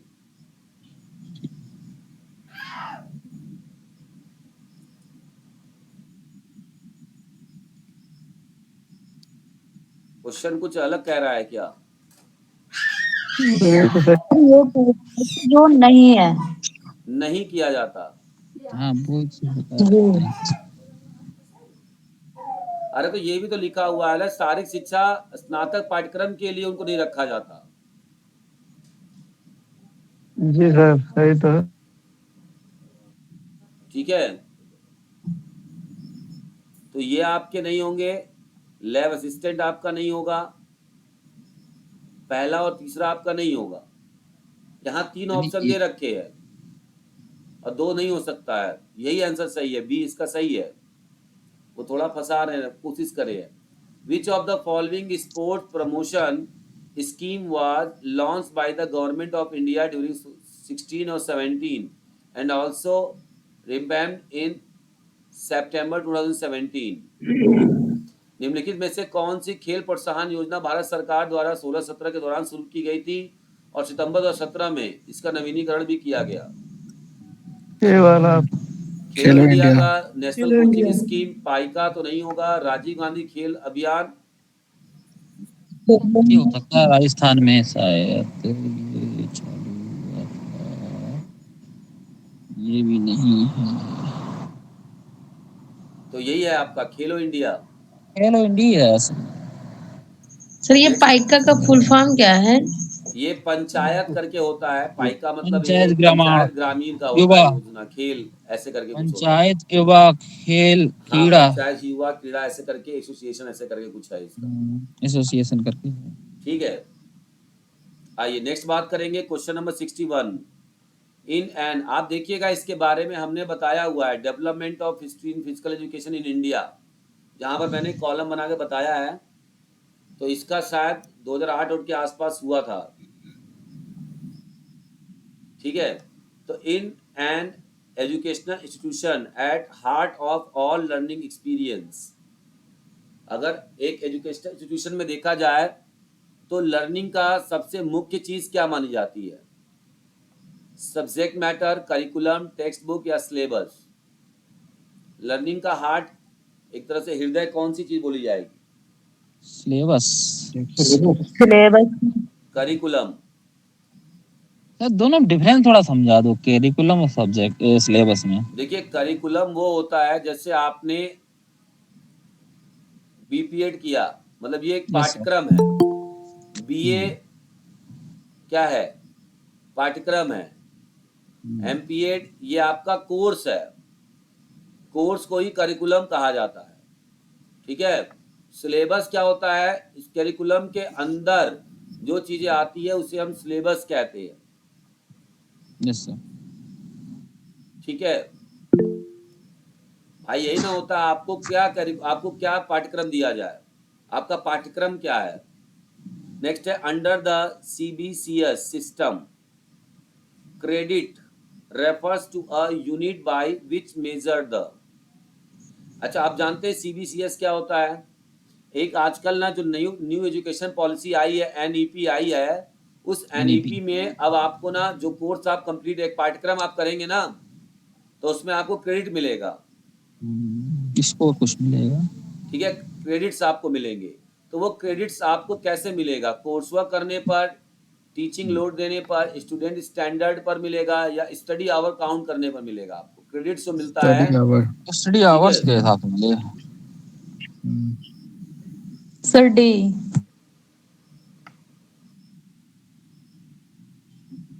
कोर्स वर्क पे मिलेगा।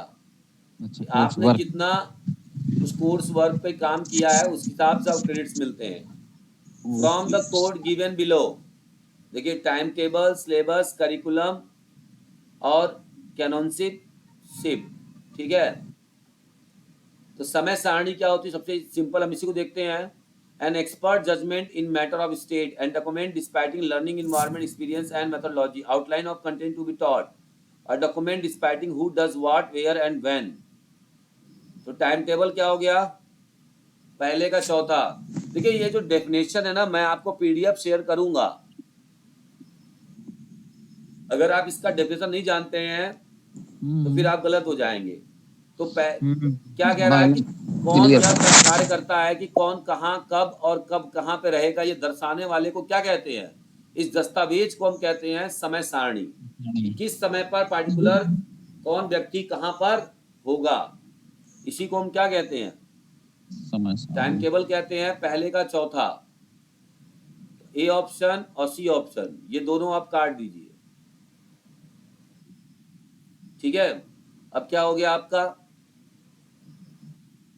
अब बचा आपका सिलेबस,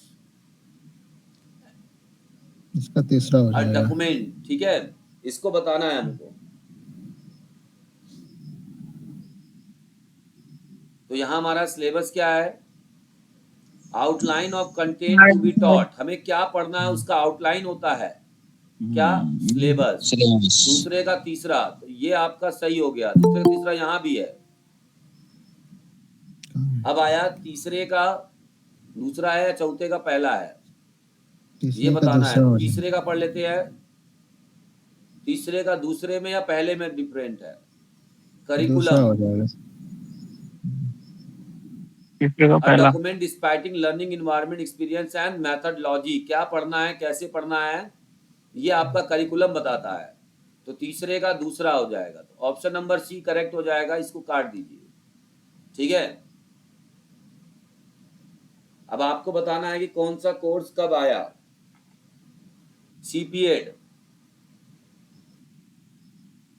ठीक है, सीपीएड कब आया, बीपीएड और बीपी कब आया, एमपी कब आया, और BA BSc in physical education कब आया। अब आपको ये बताना है इसमें से। ठीक है। एमपीएड तो है 63 में, सीपीएड 1920 और 90 सीपीएड आपका 1920 में था। हाँ। ठीक है। सीपीएड आपका कहाँ था? एमपीएड 1963। अब आपका नेक्स्ट आ गया क्या? यहाँ एमपी लिखा हुआ है, एमपीएड होना चाहिए इसको। बीपी आपका 1957 में आया था। हाँ सही है। दूसरे का तीसरा। ठीक है। इसके बाद क्या है? 63। वही है। पोस्ट ग्रेजुएशन वाला 1963, ठीक है। और सबसे लास्ट में जो बीए में फिजिकल एजुकेशन 1985 के बाद से आया था। तो इस तरीके से ये चीजें निकल गई। देखिए एक क्वेश्चंस को लगाने से आपके कितने डाउट्स क्लियर हुए। 4 ठीक है। नेक्स्ट पूछ रहा है कि आपको ये कोड यूज करना है from out of fitness components enumerated below. ये फिटनेस कंपोनेंट नीचे दिए गए हैं। Mark those that do not fit into the framework of health related physical fitness. आपको वो बताना है जो हेल्थ रिलेटेड फिजिकल फिटनेस में नहीं आता है। तो देखिए एजिलिटी नहीं आता है, 5वां को हटा दीजिए। पावर नहीं आता है, रिएक्शन टाइम भी और नहीं क्या आता। आता है? स्पीड नहीं आता। स्पीड नहीं आता है। कोऑर्डिनेशन ठीक है ना। तो जहां जहां 3 लिखा हुआ है, 3 लिखा हुआ काट दीजिए उसको। रिएक्शन टाइम, हाँ रिएक्शन टाइम 10वां ये भी नहीं आता। ऑटोमेटिक कट गया। तो एक को पकड़ के आप काटते चले जाइए ना। मैंने तीसरा को काटा, पावर तो हो ही नहीं सकता। तीसरा कहाँ है? यहाँ भी है, यहाँ भी है, तो आसानी से कट गया। मान लीजिए हमको सारा नहीं पता है, हमें कुछ पता है, तो भी हमने देखिए इसको सॉल्व कर दिया। Yes sir. ये चीज है, इसीलिए बता रहा हूं ना, सबसे स्ट्रांगली एग्री। मान लीजिए किसी को रिएक्शन टाइम नहीं समझ में आया है, नहीं पढ़ा है, तो वहां पर ये दिक्कत होगी कि रिएक्शन टाइम था कि नहीं था, भूल गया हूं। लेकिन सबसे पहले जो स्ट्रांगली है आपके, जो एकदम 100% कॉन्फिडेंट है आप जिस स्टेटमेंट से, पहले उसको बेस बनाइए। उसको बेस बना के ऑप्शन को काटते चले जाइए, आपका ऑप्शन आंसर निकल आ जाएगा सामने। Question number 66। सर कोऑर्डिनेशन भी नहीं होता है हेल्थ रिलेटेड में। हाँ। बट इसमें ऑप्शन में दिया हुआ है 6 डी। कौन सा ऑप्शन है? सी है क्या? हाँ ठीक है सर, ठीक है सर, माय मिस्टेक। ठीक है सर।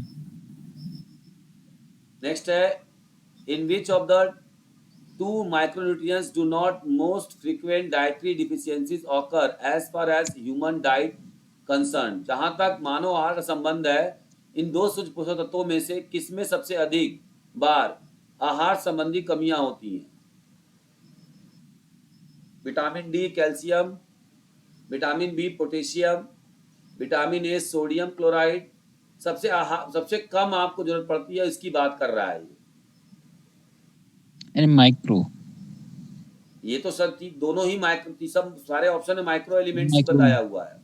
हाँ सर। इनमें सबसे कम जिसकी जरूरत पड़ती है, देखिए ये तो आपको जरूरत पड़ेगी विटामिन डी और कैल्शियम की। एक की भी जरूरत है सर। डी पोटेशियम बी होगा क्या सर? बी होगा सर। पूछा हुआ है, 1 मिनट, क्वेश्चन पूछ रहा है इन विच मतलब in which of the 2 micronutrients do the most frequent dietary deficiencies। बीमारी। ठीक है, तो जिनकी वजह सबसे ज्यादा आपको हो सकती है, 2 माइक्रोन्यूट्रिएंट बताने हैं। यही ये सही सर आपका विटामिन, है। यही सही है। विटामिन डी और कैल्शियम। विटामिन डी और कैल्शियम। ठीक है। नेक्स्ट हमारा, which of the following injuries would require antitoxin injection to be given? C. Abrasion में लगाएंगे, मसल्स क्रैम्प में, कट्स में, या फिर स्प्रेन में?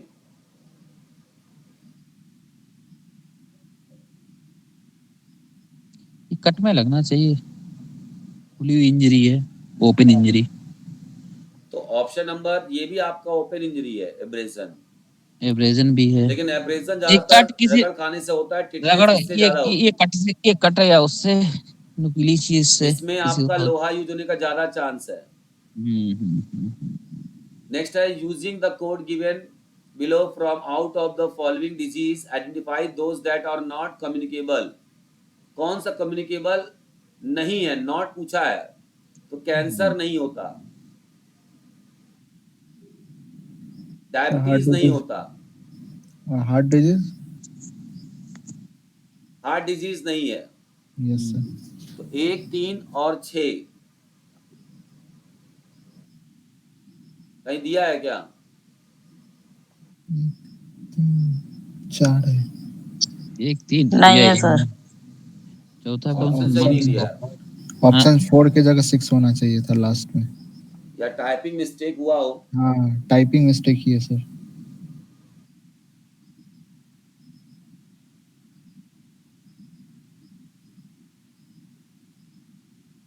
नहीं ये पूछा है 1 3 6 ये वाला होना चाहिए, टाइपिंग हाँ गलत वही, हुआ।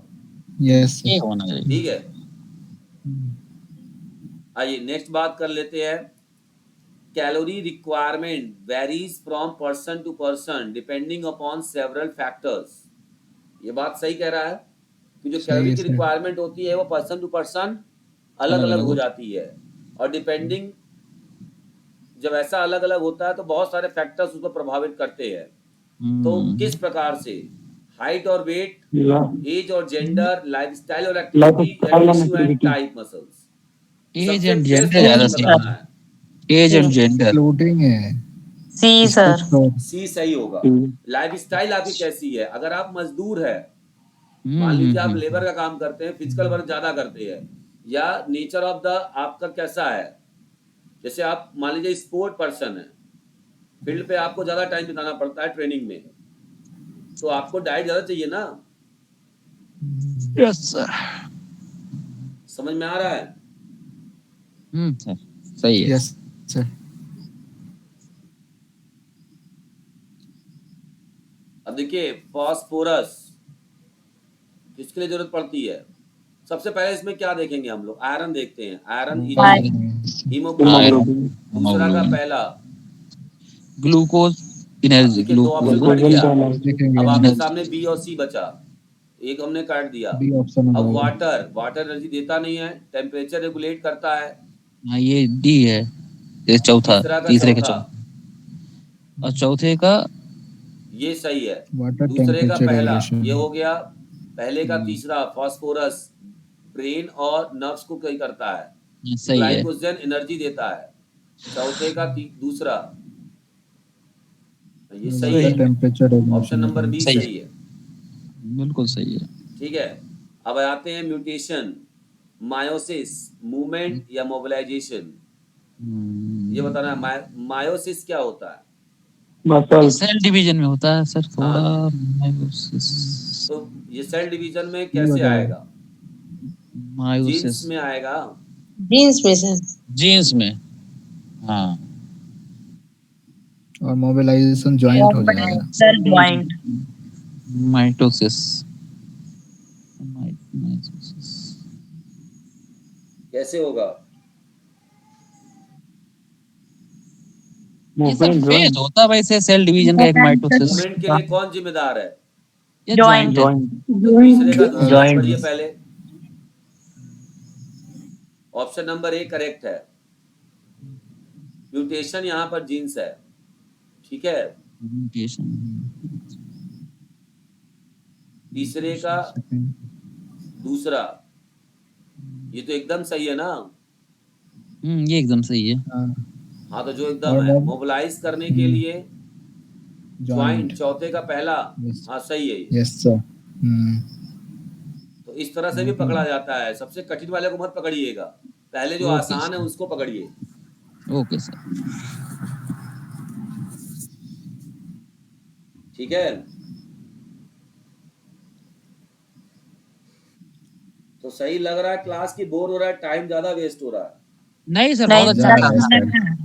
सब कॉन्सेप्ट का एक बार टेस्ट चल रहा है, पूरा दिमाग लगाओ। सर बहुत मजा आ रहा है। अच्छा, मेन बहुत मजा आ रहा कॉन्सेप्ट है कौन सर। क्लियर कर रहा है? कॉन्सेप्ट तो ऐसे ही क्वेश्चंस क्लियर करेंगे ना। और क्या सर? जो रटे Yes, रटाए sir. क्वेश्चन है, आप रोड लर्निंग कर रहे हो, कंटिन्यू। उससे क्या मतलब है? आइए, in the human body what is the approximate percentage of skeletal muscles that are termed as axial muscles?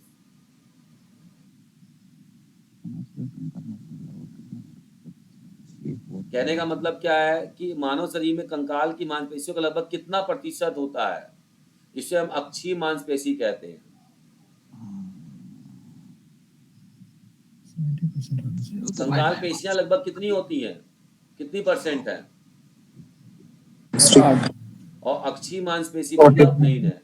हमारे बॉडी में कंकाल पेशी की अक्षीय में आती है, मतलब एक्सियल में आती है। एक्सियल का मतलब समझिएगा, एक्सियल मसल्स का मतलब होता है जो मसल सेंटर में एक्सिस बना रही है आपकी, तो एक्सेस हमारे बना रहे स्केलेटल हैं। मसल्स का एक्सिस बनाने वाली मांसपेशियों में 60% होता है। ये पूरे मसल्स की बात नहीं कर रहा है, ये पूछा है कि स्केलेटल मसल्स में एक्सिस मसल बनाने वाली कितनी परसेंट होती है, जो एक्सिस को बनाती है।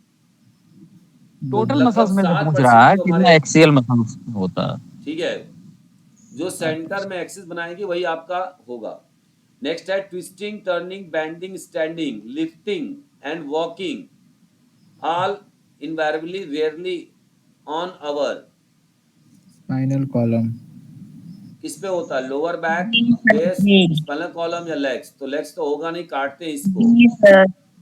ये इसको भी बैक, काटते हैं। 2 ऑप्शन बचा, लो बैक निचले हिस्से में। तो आपका ऑप्शन नंबर बी सही है इसमें सब बी में। हो जाएगा सर। स्पाइनल हाँ। कार्ड इफ यू वगैरह। Wish to train your abdomen muscles, अगर आप चाहते हैं कि आपका एब्डोमेन मसल्स अच्छा हो जाए, तो जिसको एब्डोमेन नहीं पता है जान लो कि स्टमक मसल्स को हम कहते हैं, पेट वाला जो ऊपर का मसल्स है स्केलेटल वाला, अंदर वाला जो पेट का होता है स्टमक होता है, वो तो आपका स्मूथ मसल्स में आता है।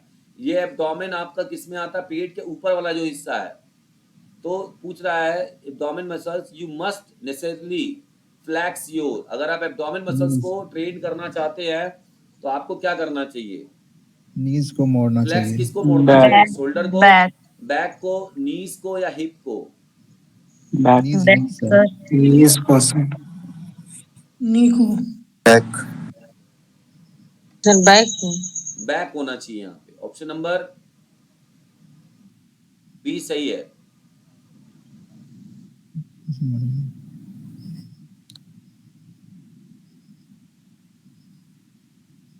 थोड़ा सा आगे बढ़ेंगे।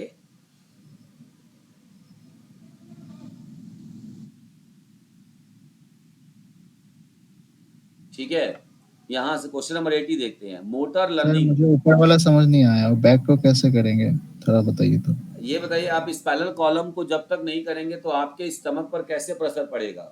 तो सर वहां उसमें पर सीटअप्स लगाने के लिए एब्डोमिनल और ट्रांसवर्स मजबूत होती है ना, तो हाँ, वही बैक से करेंगे। ठीक और है। सर सही सही हाँ। ऐसे सर बिना घुटना मोड़े भी हो सकता है ना सर? आइए नेक्स्ट बात करेंगे motor learning, motor development, motor control and motor skill. इन सबका डेफिनेशन आपको पता होना चाहिए एक लाइन में। अगर आपको पता है तो आप तुरंत कर लेंगे। मोटर स्किल्स क्या है? एबिलिटी टू थ्री हो एक्सक्यूट जाएगा movement of sir. Motor skills 3। Execute movements optimal. Sir A होना चाहिए इसका। देखिए ए का मोटर तीसरा लर्निंग होगा क्या है? सर। ए मोटर का लर्निंग तीसरा क्या है? मोटर लर्निंग आपका है चेंज रिजल्टिंग अभ्यास। From experience and practice. Practice के द्वारा चौथा। जो भी ए का आपके नए चौथा। मूवमेंट्स आते हैं वो मोटर लर्निंग है, जो भी आप नए मूवमेंट सीखते हो। ठीक है, तो पहले का चौथा यहाँ पे सी में बता रहा है। ठीक है, इसके बाद और भी देख लेते हैं। Motor development, neurological system, capacity to control movement. ठीक है, ability to execute movement optimally. अब यहाँ पर क्या है? दूसरे का तीसरा, तीसरे का दूसरा। Children's capacity to practise motor skills, इसी को कहते हैं मोटर डेवलपमेंट, है ना? पढ़ाया ही मैंने। 2 प्रकार के होते हैं, gross and fine motor development. Fine. Yes ठीक सर। है, और तीसरे का दूसरा हो जाएगा। मोटर कंट्रोल मतलब न्यूरोलॉजिकल कैपेसिटी होती है जो कि मूवमेंट को कंट्रोल करती है। मोटर स्किल क्या है? Ability to execute movement.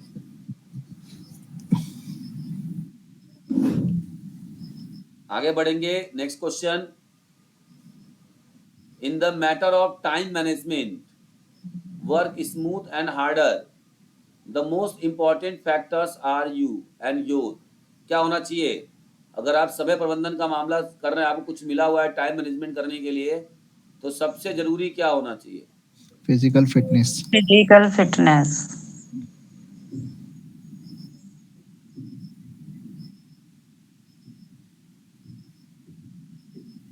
Physical fitness कैसे होगा? कॉन्फिडेंस। हेल्थ होना चाहिए। हेल्थ होगा। जब तक आपका हेल्थ अच्छा नहीं होगा तब तक फिजिकल आप फिट अपना कैसे कैसे वो कर सकते हो? टाइम मैनेजमेंट में सबसे जरूरी चीज है हेल्थ पर ध्यान देना।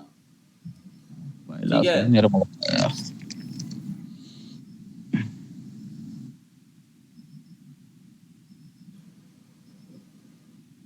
नेक्स्ट हमारा है norms of physical fitness test battery are workload on consideration of.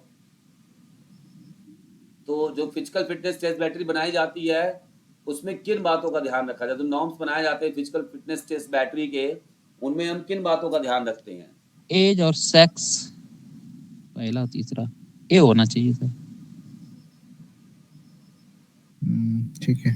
नहीं, इसमें पहला और तीसरा एज और सेक्स। हाँ सर। हाँ, और कोई?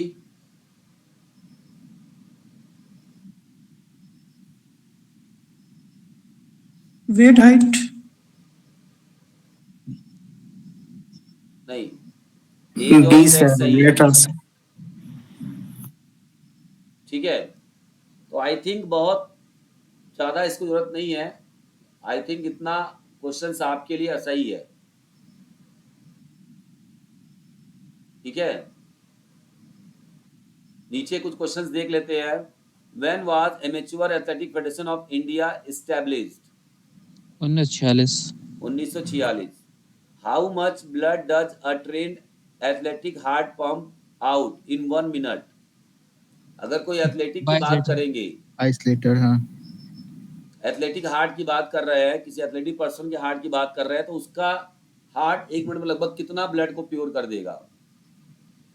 15 लीटर। कितना? 22 15 लीटर कैसे होगा? 22 लीटर हो जाएगा सर। 22 लीटर है। 22 है। मैंने बताया था इसको ना। यस देखिए सर। आपका नॉर्मली क्या होता है, जो कार्डियक आउटपुट होता है वो 5 से 6 लीटर होता है। अब जब हम ड्यूरिंग एक्टिविटी करते हैं तो एक्टिविटी के समय इसका रेट बढ़ जाता है, कार्डियक आउटपुट का हार्ट रेट बढ़ जाता है कि नहीं बढ़ जाता है? Yes yes sir. Sir. 220 minus age हो जाएगा, हो जाएगा। यस अब सर। आपका यस अब एक बार में मान लीजिए हमारा 70 ml निकाल रहा है। अब इसमें आप भी 200 गुणा कर दीजिए, तो ये अप्रॉक्स इसी के आसपास आ जाएगा। ठीक है, लेकिन 70 ml तो नॉर्मल लोगों का होता है, यहाँ 90 ml कर दीजिए। 90 हो जाएगा। ठीक है, नेक्स्ट हम बात करेंगे what exact duration has been fixed for the summer Olympic games? 16 दिन। 16 दिन का होता है। नेक्स्ट 16 हमारा days। है the number of chromosomes each sex cell? 23 जोड़े। 23 इन पेयर में होते हैं। Which of the following is known as the trunk line of the nervous system? Spinal cord. Spinal cord. ठीक है, complex carbohydrate are not found?